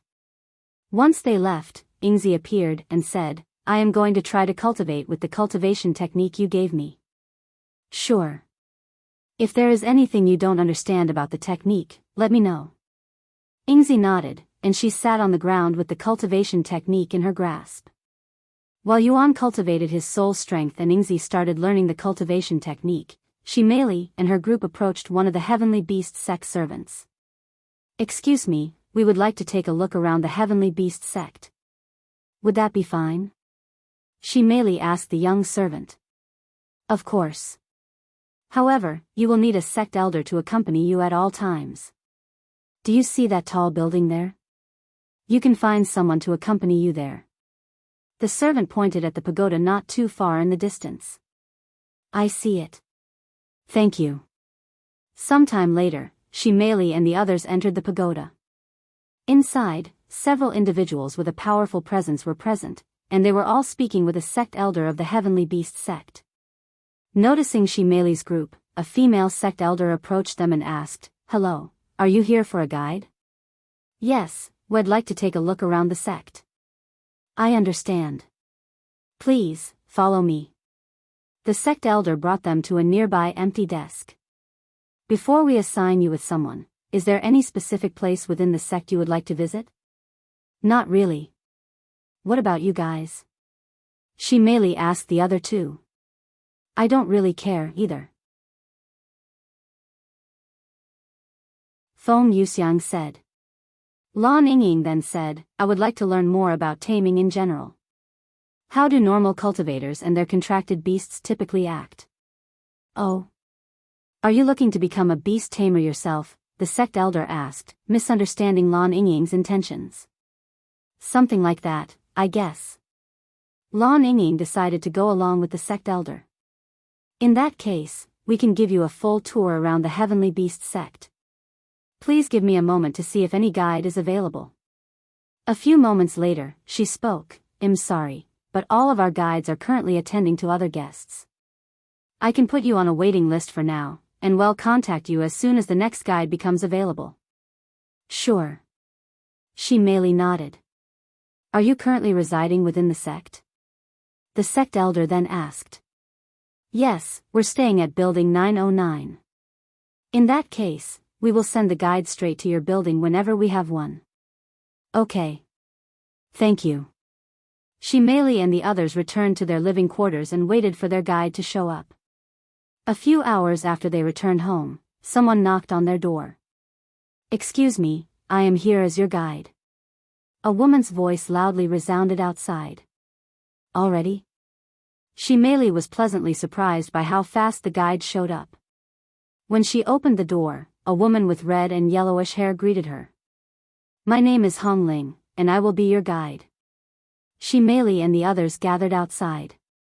When Hong Ling saw Feng Yuxiang, she hastily approached her and said, It's an honor to meet you, Senior Phoenix.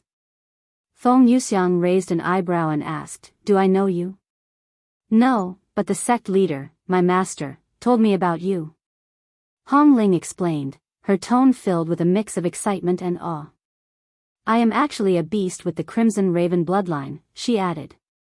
After hearing about Feng Yuxiang, Hong Ling wanted to meet her immediately. However, Hong Ling didn't want to appear nosy, so she spent a good amount of time wondering how she should approach Feng Yuxiang. After learning about their situation, Hong Ling immediately volunteered to be their guide. No, she demanded to be their guide. I see. Nice to meet you. Hong Ling's eyes sparkled with a mix of excitement and reverence, her demeanor resembling that of a fangirl standing before her idol. Crimson ravens were powerful magical beasts, highly respected for their mastery of fire. Though they were not true phoenixes, their abilities and lineage placed them in close relation, often considered distant cousins of phoenixes. Hong Ling retrieved a flying treasure that was an enormous crimson feather with a flourish, her excitement palpable as she exclaimed, I heard you wanted to learn more about beast taming. Don't worry, I'll make sure you know everything there is to know about our path before this tour ends. Well, be in your care. Feng Yuxiang nodded as she stepped onto the flying treasure.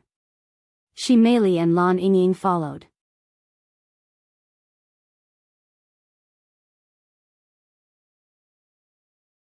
Chapter 1797 Heavenly Beast Sect, 3.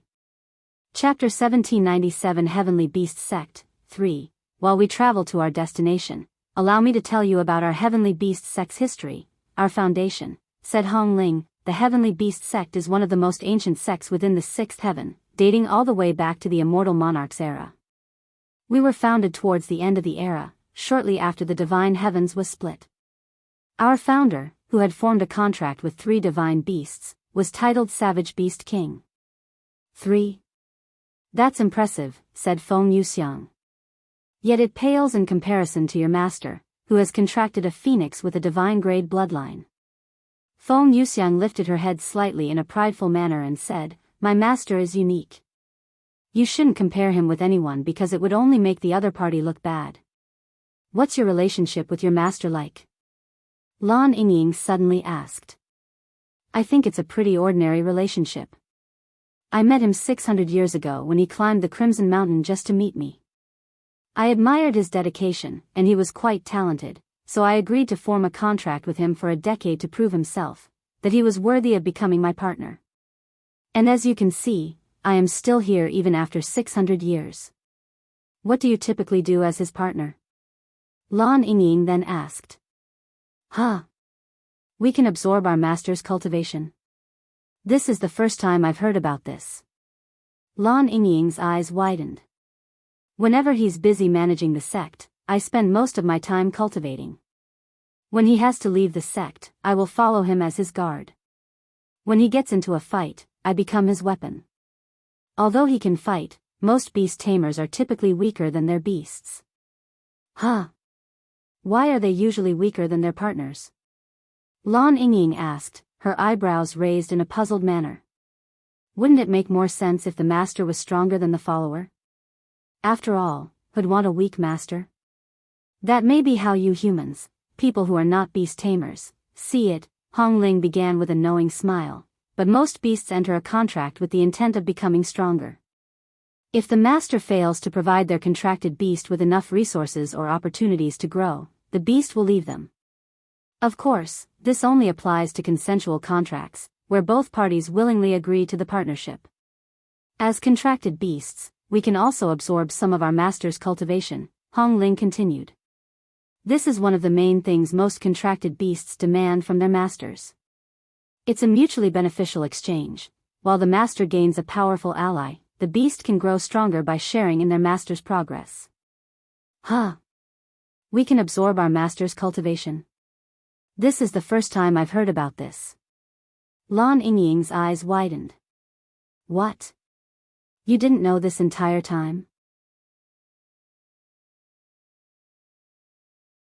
I assumed you were just being humble. Feng Yuxiang looked at her with a surprised face. If you're wondering why I never asked the young master to share his cultivation with me, it's because my cultivation is already much higher than his, and cultivation isn't the reason I formed a contract with him. I really didn't know. Though, even with that knowledge, I have no intention of asking you, the young master, for his cultivation. Lan Yingying almost subconsciously called Yuan by his name. Wait. You're a magical beast, as well? I couldn't tell at all. Hong Ling stared at Lan Yingying with a shocked face. Even in their human form, most beasts typically cannot completely mask their beastly scent or identity as a beast, especially from other beasts. Hong Ling immediately recognized Feng Yuxiang and Shi Meili as divine beasts the moment their distinct scent reached her. However, when it came to Lan Yingying, her scent and demeanor gave no such indication, making her appear essentially human in Hong Ling's eyes. Now that you mentioned it, I never realized this. Feng Yuxiang muttered after hearing Hong Linger's words. It likely has something to do with my bloodline, but I am not certain, said Lan Yingying. Are you also a divine beast? Hong Ling looked at Lan Yingying in a new light. Yes. Amazing. To have contracted 3 divine beasts. It's just like our founder. Actually, I am not in a contract with Xiao Yang, Shi Meili suddenly said with an awkward smile on her face.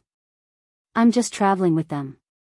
You might as well form a contract with the young master, Meili. I know you want to. Feng Yuxiang looked at her with a smug-looking smile on her face. Shi Meili showed a bittersweet smile and said, I do, but I also don't want to at the same time. If I form a contract, our relationship would be akin to master and servant. I don't want that. I want to stand beside him as someone more significant. Feng Yuxiang raised an eyebrow and commented, You mean like his Dao companion? Shi Meili's face immediately flushed with redness. While it's true that our contract defines us as master and servant, what truly matters is how you and your master perceive your relationship, Hong Ling explained with a warm smile. For example, my master and I are like best friends. I don't feel like a servant at all. Her words carried a sense of pride and affection, emphasizing the importance of mutual respect and understanding in such bonds, even when the terms of the contract suggested otherwise. She's right, you know. Also, the young master isn't that kind of person. I've been with him for years now, and he's never once treated me like a servant, Feng Yuxiang added. I know he isn't that kind of person, and I am aware that this is a mindset issue on my part. Once I can get over it, I'll ask him for a contract, she merely said with an eager smile. If you don't mind me asking, what kind of person is your master? What made you want to follow him? Hong Ling asked a moment later. I'm glad you asked. Feng Yuxiang's face lit up with excitement after hearing this question.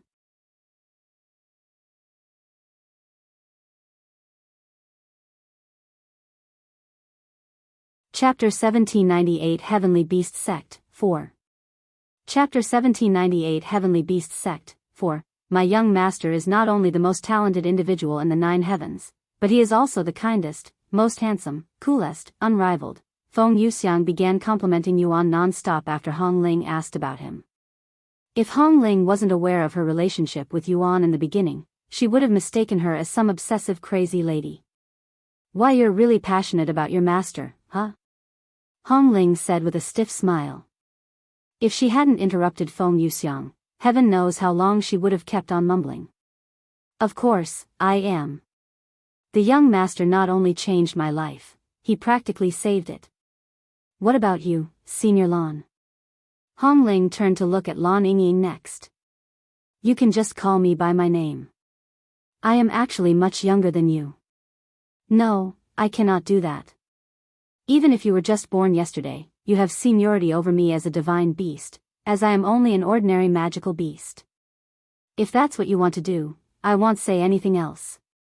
Anyway, I followed the young master for an entirely different reason. Although he did save my and my family's life, that wasn't the reason I wanted to follow him. Also, while I did have my own desires to follow him, it was mostly my grandparents' advice and persuasion that made me actually do it. As I continued following him, my desire to stay together with him grew stronger. Now, I don't want to be separated from him at all. Most importantly, I am going to be giving birth to his child in the future. What? You're bearing your master's child? Hong Ling cried out loud, nearly falling off the flying treasure from shock. She opened her mouth again, but no words came out. She was going to question Lan Yingying's reasoning for bearing a human's child, but she refrained herself, realizing it would be disrespectful. Humph. Once I fully regain my strength and is worth more to the young master, I will also ask to bear his child. Feng Yuxiang declared with a determined look on her face. What? But you're of royal bloodline. Are you even allowed to conceive with a human? Won't that significantly degrade your bloodline? Hong Ling couldn't stay silent after hearing Feng Yuxiang's outrageous declaration. In their world, royal bloodlines are considered sacred and are strictly protected and regulated by the royal families of their respective races. Degrading or defiling a royal bloodline is regarded as an unforgivable act of blasphemy, often punishable by death. I don't care about that. It's not like I am associated with the royal families. I will conceive with whoever I want, regardless of what anyone says. If anyone dares to try and stop me, I will simply kill them all. Feng Yuxiang sneered. Hong Ling shuddered in fear when she sensed Feng Yuxiang's killing intent from her narrowed eyes. It suddenly became dead silent, and it stayed like that for the remainder of the ride. Fortunately, they were already almost at their destination by then, so it was only a few minutes of silence. Okay, we have arrived at our first destination, our Heavenly Beast Sect's magical beast breeding ground, Hong Ling said, gesturing toward the massive expanse of land before them. This is where the sect breeds and nurtures magical beasts for its disciples. While it's not a requirement to have a contracted beast to join the sect, all disciples are expected to form a contract with a beast within 10 years of enrollment. The area resembled sprawling farms, each section dedicated to breeding and raising various types of magical beasts. The air was filled with the sounds of creatures, and the energy in the atmosphere was vibrant. Our disciples are encouraged to explore the world and form a contract with a wild magical beast. If they are unable to do that, they can try to form a contract with a beast here. We have over 1,000 different species of magical beast, including some rare ones like the obsidian bull, jade rabbit, and the red-horned wasp. However, Hong Ling continued, these magical beasts are not free, nor are they available to every disciple. Only those who demonstrate promise and earn enough points are allowed to form a contract with the beasts here. Points can be earned by completing sect missions or through accomplishments that enhance the sect's reputation. It's a way to ensure that only the most dedicated and capable disciples gain access to these valuable resources. As for the beasts, we either capture them directly from the wild or purchase beast eggs from the market.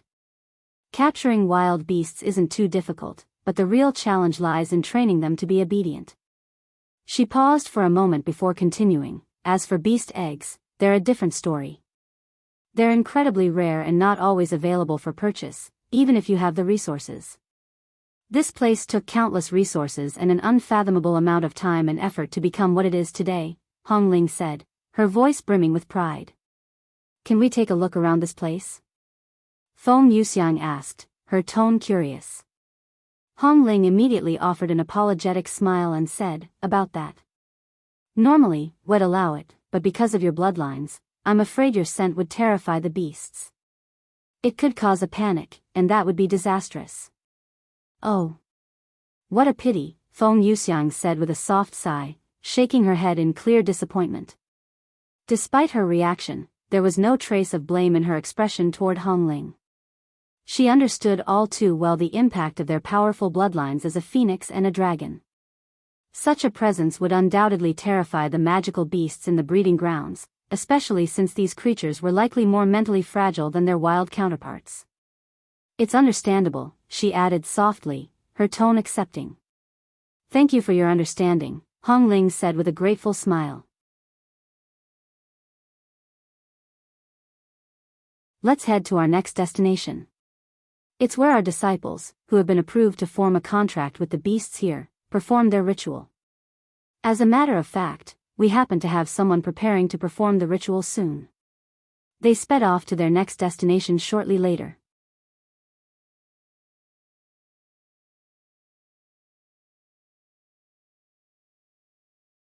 Chapter 1799 Heavenly Beast Sect, 5. Chapter 1799 Heavenly Beast Sect, 5. After traveling for half an hour, they arrived at their next destination. Hongling made the flying treasure descend before saying to the others, "You can follow me." Lan Yingying and the other two followed Hongling into the large square building that only had a single floor before them. Greetings, Senior Hong. The guards standing by the entrance greeted with lowered heads as they opened the door for them. Good work, she said to them. The interior of the building was stark and empty, its design emphasizing functionality over aesthetics. The walls were crafted from a durable metal commonly used in the creation of treasures, giving the space an aura of resilience and strength. Additionally, several intricate formations were embedded into the walls and floor, their faint glow indicating their activation.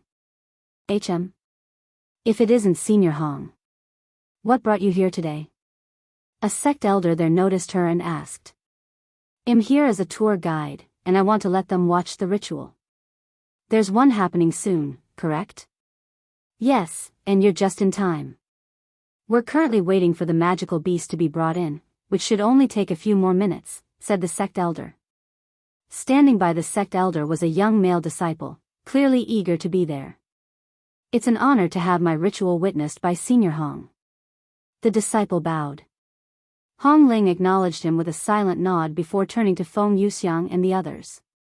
During the ritual, the disciple must fight the magical beast and earn its acknowledgement, Hongling explained. Most magical beasts that lack the capability to speak or think like us must be defeated in battle to earn their acknowledgement, she continued. It's a way of proving one's strength and qualifications to the beast.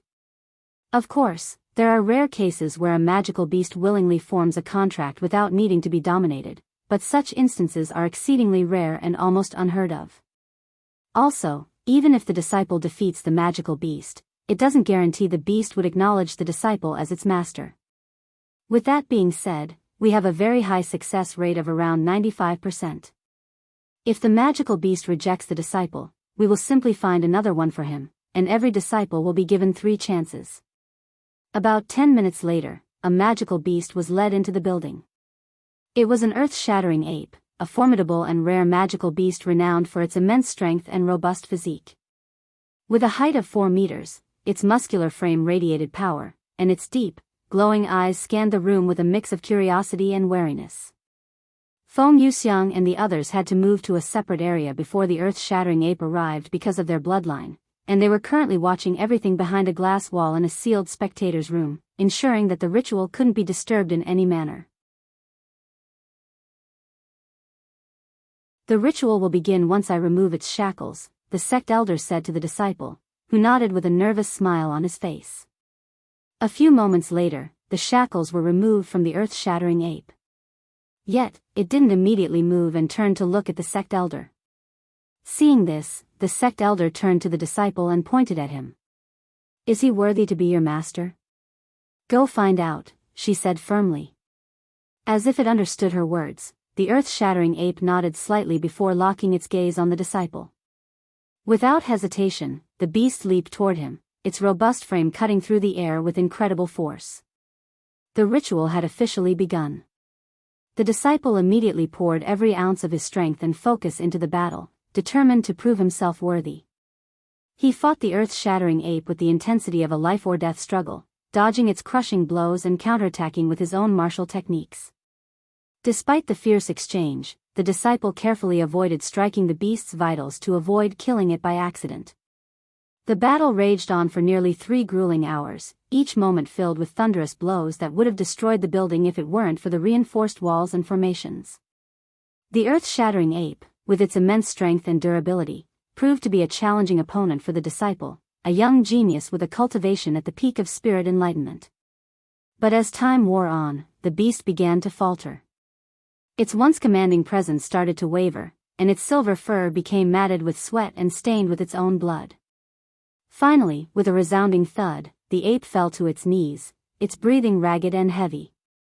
Despite its exhaustion and injuries, the beast's eyes still glimmered with a sense of pride and acknowledgement, as though it had tested the disciple and found him worthy.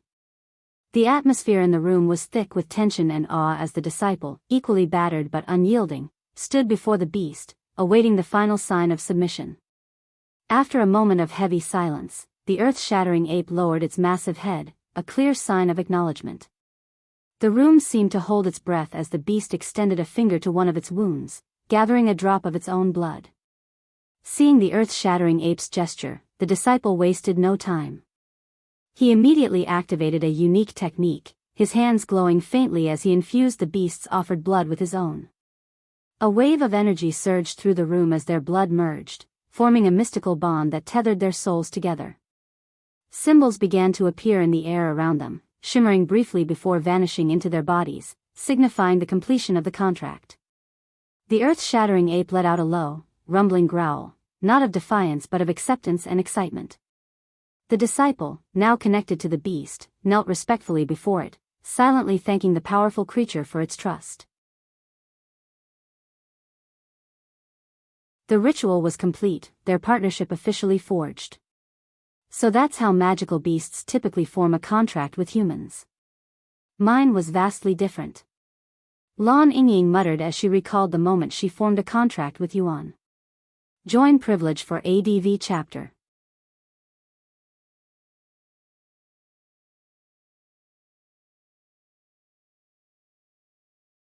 Chapter 1800 Heavenly Beast Sect, 6. Chapter 1800 Heavenly Beast Sect, 6. Different? How? Hong Ling inquired after hearing Lan Yingying's mumble, her face filled with curiosity. I consumed some of my master's blood and initiated the contract myself, she explained. That's what I did, too. Feng Yuxiang added. I see. Well, there are several methods to form a contract, and divine beasts are inherently different, so it's not that weird your method was different, said Hong Ling. As for our heavenly beast sect, this is how we teach our disciples. Also, we're not done yet. Hong Ling shifted her attention back to the earth-shattering ape and the disciple, who were silently staring at each other, almost as if they were communicating through voice transmission. Several minutes later, the disciple's aura suddenly weakened, and his cultivation, which was at the peak of spirit enlightenment, suddenly dropped to the 7th level of spirit enlightenment. Meanwhile, the earth-shattering ape, which was at the 5th level of spirit enlightenment, suddenly soared to the peak of spirit enlightenment. While the master only lost 2 levels, the servant's cultivation increased by 4 whole levels. This is why magical beasts willingly form contracts with humans. Hong Ling said. Can the servant forcefully take the master's cultivation? Lan Yingying asked. Yes, it's possible, and it has happened before, albeit rarely. What typically leads to such an outcome? Shi Meili asked next. In my experience, such incidents only occur when the beast is severely neglected or abused by its master. After all, forcefully taking their master's cultivation significantly reduces the beast's own longevity, so it doesn't truly benefit much from doing so. What happens to the master? Shi Meili asked. Most die shortly after having all of their cultivation forcefully removed. Some have managed to live a few more years, but I don't know anyone who has managed to live a normal life afterward. With a heavy sigh, she spoke, yes, it's also possible. However, it rarely happens because when a human takes our cultivation, even if it's only slightly, our longevity will decrease. Lan Yingying then asked, if the beast can take their master's cultivation, can the master do the same to their beast? Hong Ling fell silent after hearing such a question. With a heavy sigh, she spoke, yes, it's also possible. However, it rarely happens because when a human takes our cultivation, even if it's only slightly, our longevity will decrease. In cases where a human forcefully takes their beast's cultivation, Hong Ling continued, her tone turning somber, the human doesn't lose their longevity. However, over time, they start losing their sanity, and if they do it too many times, they eventually become beast-like themselves. She paused for a moment before adding, that said, humans can get away with doing it a few times without immediate consequences. It's not a fair system, but that's just the way it works. Has it happened in the Heavenly Beast Sect before? Feng Yuxiang suddenly asked, her tone curious yet serious. Which? Hong Ling inquired hesitantly. Either, she clarified. Hong Ling sighed deeply, her expression tinged with reluctance. I probably shouldn't say this, but there's no point in hiding it since it's already public knowledge, she admitted. Yes, we have had such incidents before, both ways. However, these incidents occurred during the sect's earlier days, when we didn't know much and weren't teaching our disciples properly. We haven't had such incidents in centuries. Anyway, let's talk about something less depressing. Once a disciple successfully forms a contract, they will have to spend the next year building a bond with their beast. Let me show you. They left the building shortly after, and Hong Ling led them to their next destination on the flying treasure. Sometime later, the group arrived at a vast expanse that closely resembled the untamed wilderness. Rolling hills stretched into the distance, dotted with dense patches of forest and rocky terrain. The air was filled with the sounds of nature, birds chirping, leaves rustling, and the occasional roar of a magical beast echoing in the distance. Disciples who have recently formed a contract with their beasts will spend a month here. During that time, they'll do whatever is necessary to strengthen their bond with their partner, whether it's casually strolling together to build trust or engaging in battles with other magical beasts to grow stronger together, Hong Ling explained. While the goal is to strengthen their bond, there's always a chance the opposite might occur. For instance, the disciple might come to realize that the beast is incompatible with them, or they may notice issues that weren't immediately apparent at first. This actually happens quite often. When they do, it's up to the disciple and the sect to decide the next steps, whether it's continuing the partnership or seeking a more suitable match. Building a bond isn't just about strength, it's about compatibility and mutual growth. I must say, I'm very impressed with the Heavenly Beast Sect. I have been to several sects that focus on beast taming before, but none of them are as organized and dedicated as you guys, Feng Yuxiang said. Hong Ling's face brightened at her compliment. Thank you very much. You have no idea how much that means to me, and the sect. This isn't even half of our sect. Come, let me show you more. She eagerly led them to the next destination. When they reached their next destination, a sprawling training ground divided into several distinct areas, Hong Ling gestured toward the open space and said, "This place is for sparring and combat training. Disciples and their beasts come here to learn to fight together and prepare for real battles. If you'd like, we can let you experience what it feels like to fight a beast tamer and their partner. Really? I'm interested. Shimeli was the first one to volunteer. In fact, she raised her hand almost immediately. Hongling nodded before scanning the training ground, her gaze darting between the disciples and their beasts to find a suitable sparring partner for Shimeli. I know you're only a divine warrior, but the weakest magical beast currently available is at the 7th level of Divine Master. If you would like a weaker opponent, we can set that up for you. No, a Divine Master is fine, Shimeli responded with a confident and excited smile on her face.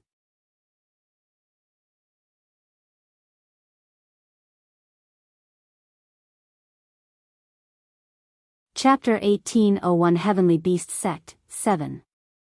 Chapter 1801 Heavenly Beast Sect, 7. Very well, then I'll set it up for you immediately. Please give me a few moments. Hongling jumped off the flying treasure and descended into the area with the disciple and the 7th level Divine Master Beast. You want us to spar with a divine beast, a dragon, to the boot? The female disciple's eyes widened after hearing Hongling's suggestion. What do you think? Want to experience fighting a dragon? The disciple turned to her beast, a purple-scaled long tail. This imposing creature had a sleek, armored body covered in shimmering purple scales that gleamed under the light. Its tail, exceeding 6 meters in length, swayed slowly behind it. The beast's piercing red eyes locked onto its master, exuding an air of intelligence and loyalty, yet carrying a hint of wild ferocity. After a brief moment of silence, the purple-scaled long tail suddenly let out a loud, resonant battle cry. The sound echoed across the training ground, drawing the attention of nearby disciples and their beasts. Its piercing red eyes gleamed with excitement, and its long tail lashed the ground rhythmically, creating small shockwaves with each impact. Seeing the beast's reaction, the disciple nodded at it with a smile before turning to face Hongling again. Well, spar with the dragon, she declared. Okay. I'll be right back. Hongling returned to the flying treasure and announced the disciple's decision to Shimeli, who followed Hongling to the arena shortly after. Lan Yingying and Feng Yuxiang remained on the flying treasure, which hovered above the arena, giving them a perfect view as spectators. When Shimeli landed gracefully before the disciple and the purple-scaled long tail, the beast's demeanor changed instantly. Despite its earlier confidence and excitement, its natural instincts betrayed it. The overwhelming presence of Shimeli's dragon aura caused the purple-scaled long tail to tremble visibly, its tail curling slightly in a defensive posture. Its piercing red eyes, once filled with ferocity, now reflected hesitation and fear as it instinctively lowered its head, acknowledging the dominance of the mighty bloodline before it. Even the disciple couldn't help but feel the weight of Shimeli's presence, though she tried to maintain her composure. It's a pleasure to meet you. I'm Shimeli, a dragon. Once the disciple introduced herself, Hongling stepped forward and addressed both parties with a clear, authoritative tone. The match will end once Senior Shi or the purple-scaled long tail is deemed incapable of continuing to fight or if one side chooses to surrender. Whenever you are ready. Shimeli beckoned them. In response, the disciple jumped back, distancing herself from the fight. Meanwhile, the purple-scaled long tail stepped forward, standing between Shimeli and its master. Shimeli remained still, clearly letting the disciple make the first move. Realizing this, the disciple commanded the beast through their master-servant connection, which allowed them to communicate with their mind, similar to voice transmission. But unlike voice transmission, their conversations could not be intercepted, making it impossible for one to eavesdrop. Upon receiving its master's command, the purple-scaled long tail immediately sprang into action. Its long, powerful tail whipped forward with precision like a mighty spear. The beast jabbed repeatedly at Shimeli from a distance, skillfully utilizing the tail's impressive length to keep her at bay while maintaining a safe range. Shimeli casually dodged the purple-scaled long tail's relentless strikes, her movements minimal yet precise, as though she were merely toying with her opponent.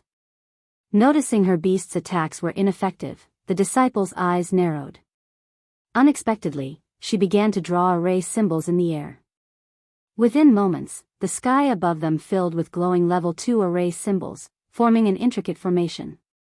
The disciple wasted no time and activated the array, directing it toward Shimeli's feet. Golden chains emerged from the ground, their shimmering surfaces radiating power as they wrapped tightly around Shimeli's ankles. Seeing the opportunity, the purple-scaled long tail intensified its assault, its tail jabbing with greater speed and ferocity, aiming to exploit Shimeli's seemingly restrained state. However, Shimeli's calm expression didn't waver. With a single, decisive step, she shattered the golden chains as if they were nothing but fragile glass, the broken fragments dissolving into the air.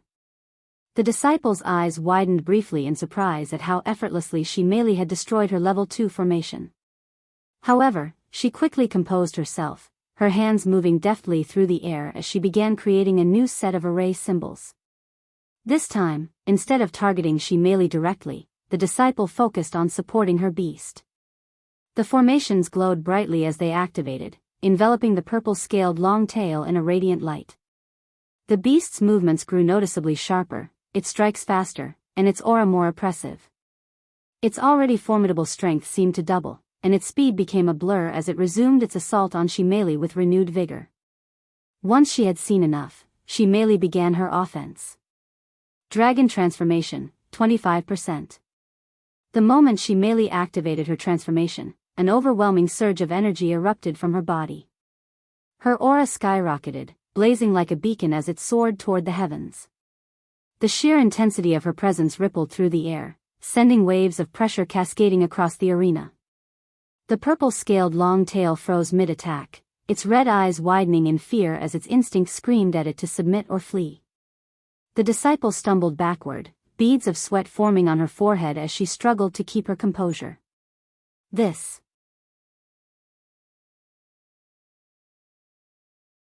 is the power of a dragon's bloodline, she muttered, her voice tinged with awe. Here I come. Shimeli declared with a confident and thunderous voice that echoed throughout the arena. With astonishing speed, she pounced toward the purple-scaled long tail, her arm pulled back in preparation for a devastating strike. Beautiful golden scales shimmered across her arm, reflecting the light like molten gold, adding to the spectacle of her overwhelming presence. The purple-scaled long tail's red eyes widened in panic as it lashed out its tail in a desperate attempt to fend off Shimeli. However, with a swift mid-air spin, she narrowly dodged the attack. Before the beast could retract its tail, Shimeli's other hand shot out, firmly grabbing hold of it. Using the momentum of the tail's motion, she propelled herself forward like a missile, closing the gap between her and the beast in an instant. Shimeli's fist connected with the purple-scaled long tail's back with a thunderous crack that echoed across the arena. The sheer force of the impact sent shockwaves rippling through the air, and the ground beneath the beast shattered from the intensity. The purple-scaled long tail let out a pained cry as its massive body slammed into the ground, creating a small crater where it landed. Dust and debris rose into the air, obscuring the scene momentarily, but the beast's anguished roar made it clear how devastating the blow had been. The disciple, frozen in place, could only watch in shock and disbelief. The sight of her beast, a creature known for its durability and strength, crumpling under Shimeli's single strike, left her utterly speechless.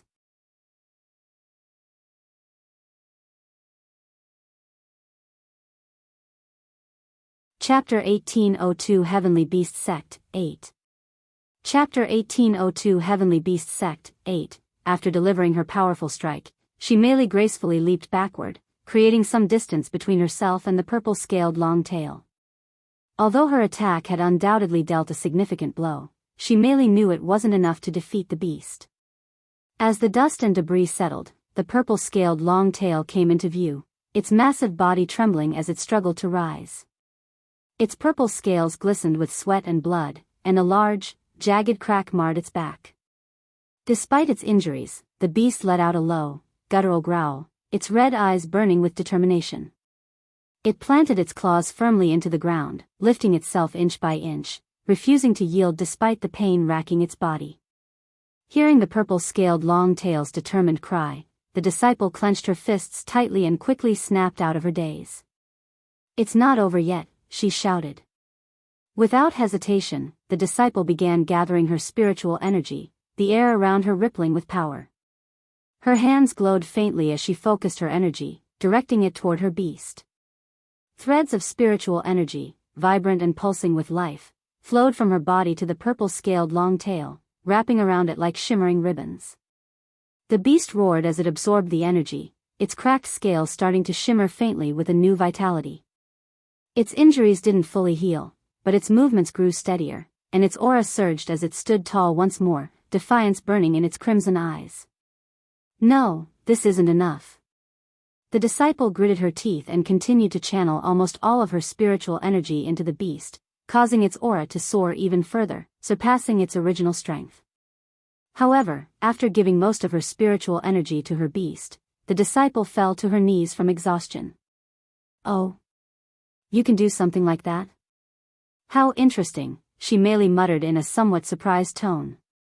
This was her first time fighting a beast tamer, so she was still unfamiliar with their methods.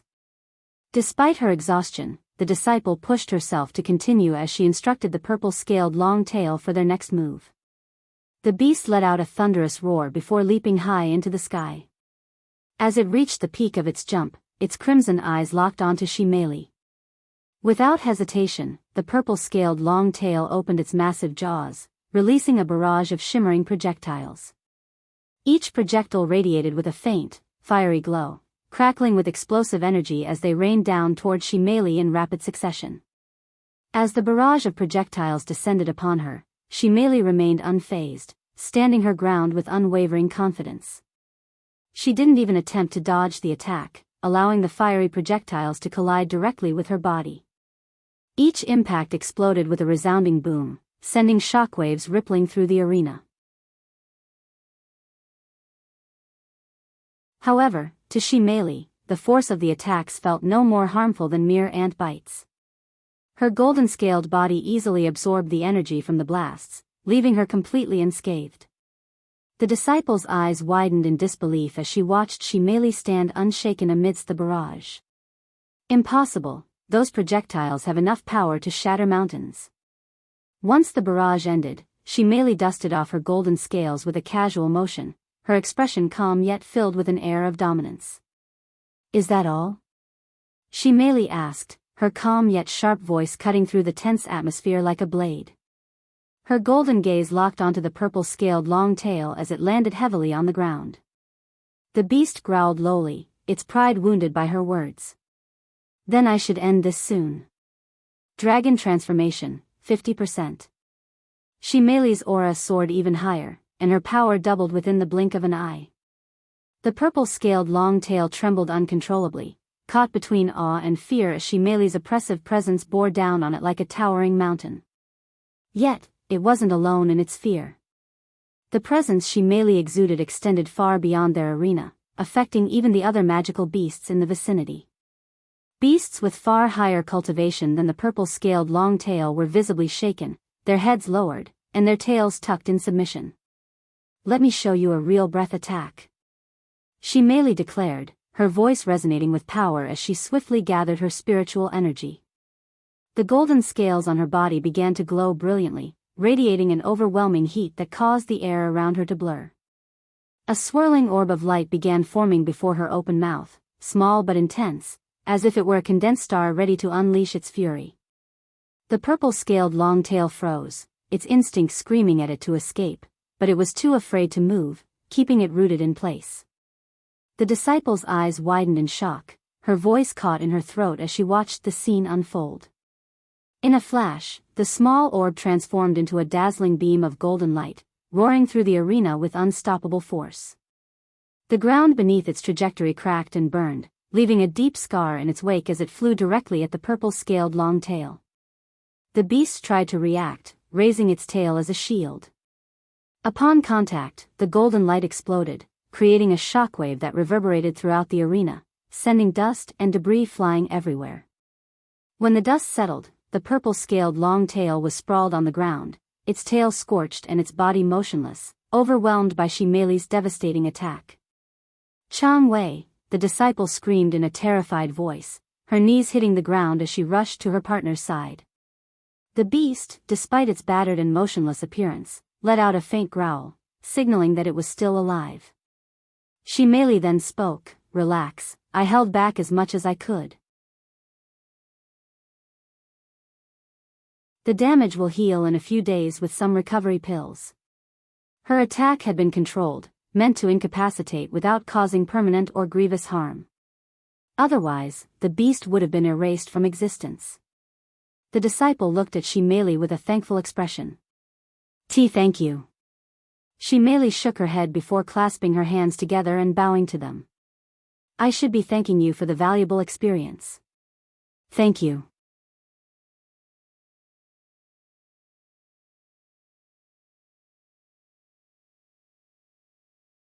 Chapter 1803 Heavenly Beast Sect, 9. Chapter 1803 Heavenly Beast Sect, 9. That was a great match. Shortly after the match ended, Hongling entered the stage and clapped with a satisfied smile. Disciple Dong, your strategy wasn't bad, and you used your beast's advantage correctly. Unfortunately, your opponent was too overwhelming, so don't kick yourself over this defeat. I want. The disciple nodded. Here, take this pill to recover your spiritual energy. The other pill is for your partner. Hongling handed 2 pills to the disciple. Thank you, Senior Hong. The disciple accepted the pill and consumed one, feeding the other to her beast. The pill was incredibly effective, and within moments, the beast could stand again. Senior Shi, I apologize for underestimating you, Hongling said a moment later, bowing deeply to Shimeli with an expression of both awe and humility. With your prowess, you could probably fight 2, maybe even 3 realms above your own cultivation. I've always known dragons were powerful, but to witness such overwhelming strength firsthand is truly humbling. Shimeli's golden gaze softened slightly as she looked at Hongling. There's no need to apologize, she said calmly, her aura now subdued. As a matter of fact, I also underestimated my opponent. Are all beast tamers also array masters? Hongling shook her head. No, but many try to become array masters because that would allow them to support their partners more efficiently from the backlands. Meanwhile, some beast tamers like to fight alongside their partners. It all depends on the individual's style. What about that power-sharing trick at the end? Can all beast tamers do that? Shimeli continued to ask. Yes, all beast tamers have the capability to share their spiritual energy with their contracted beast, temporarily boosting the beast's fighting prowess. However, it comes at a cost. It exhausts the master, leaving them far more vulnerable in battle, so it's only used during desperate life-or-death situations or official matches like the one you just had, where 2 beast tamers fight through their beast only. Sometime later, Shimeli and Hongling returned to the Flying Treasure, and Hongling resumed their tour of the Heavenly Beast Sect. Over the next several days, Hongling showcased almost every aspect of the sect's operations, culture, and teachings. Hongling also shared various methods that the sect employed to strengthen the connection between tamers and their beasts. These included spiritual bonding exercises, shared cultivation sessions, and even rituals that involved synchronizing their spiritual energy flows. By the end of their tour, Shimeli and Lan Yingying had developed a good understanding of the intricacies of beast tamers and their own roles. And that marks the end of our tour. Although short, it was an honor to be your guide. I hope I have managed to satisfy your curiosity and taught you something new, but if you still have questions, don't hesitate to ask them. Hongling said to them as they returned to their living quarters. Thank you for the tour. I have learned far more than I anticipated, Lan Yingying said. Looking back at my own position and experience, I don't think I could even be considered a proper contracted beast. Hearing this, Hongling dismissively shook her hand. Actually, you shouldn't apply our logic to your own. At the end of the day, we mainly deal with magical beasts. As a divine beast, your experience and methods should be different. Moreover, there are things that you, as a divine beast, can do with your master that normal magical beasts aren't capable of doing. If you want to learn more about divine beasts as contracted beasts, you should consider visiting the Divine Beast Sanctuary in the Upper Heaven. They're a small but elite group of beast tamers, and every single one of them is contracted with a divine beast. Divine Beast Sanctuary? Feng Yuxiang suddenly muttered, raising an eyebrow. A faint smirk tugged at her lips as she continued, "Ah, I remember them. They're a bunch of annoying bastards who kept pestering me to join them in the past. As for the divine beasts they're even worse. Most of them have inferior bloodlines, yet they all act high and mighty, as if they stand at the peak of their bloodline." Hong Ling could only manage a stiff smile in response to Feng Yuxiang's bold words. For her, the divine beast sanctuary was an almost mythical place, one far beyond her reach or comprehension. "You're really something, Senior Feng," she finally said, trying to mask her envy. "For someone like me, the divine beast sanctuary is a place of legends. The thought of rejecting their invitations is unfathomable."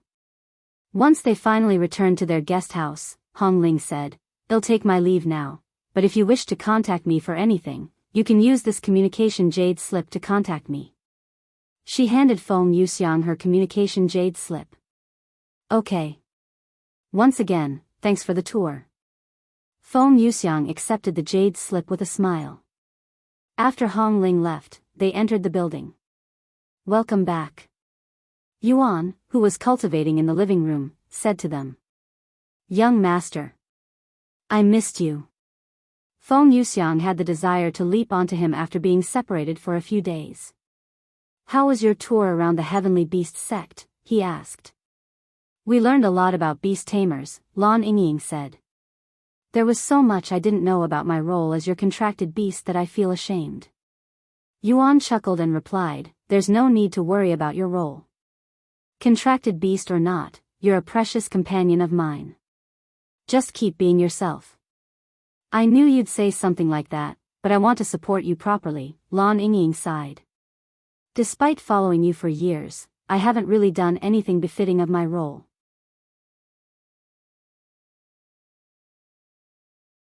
Not wanting to dismiss her feelings, Yuan asked gently, "Then what do you want to do? Let me hear it." Lan Yingying wore a perplexed expression on her face, and she responded with a defeated sigh, "Honestly, I don't know. You're so much stronger than me, strong enough to overwhelm opponents that could easily kill me. I don't know how I can fulfill my role as your contracted beast properly." You're tuning into the Biyao's Wuxia Chronicles YouTube channel. Don't forget to subscribe and join us on this journey to catch the most captivating stories.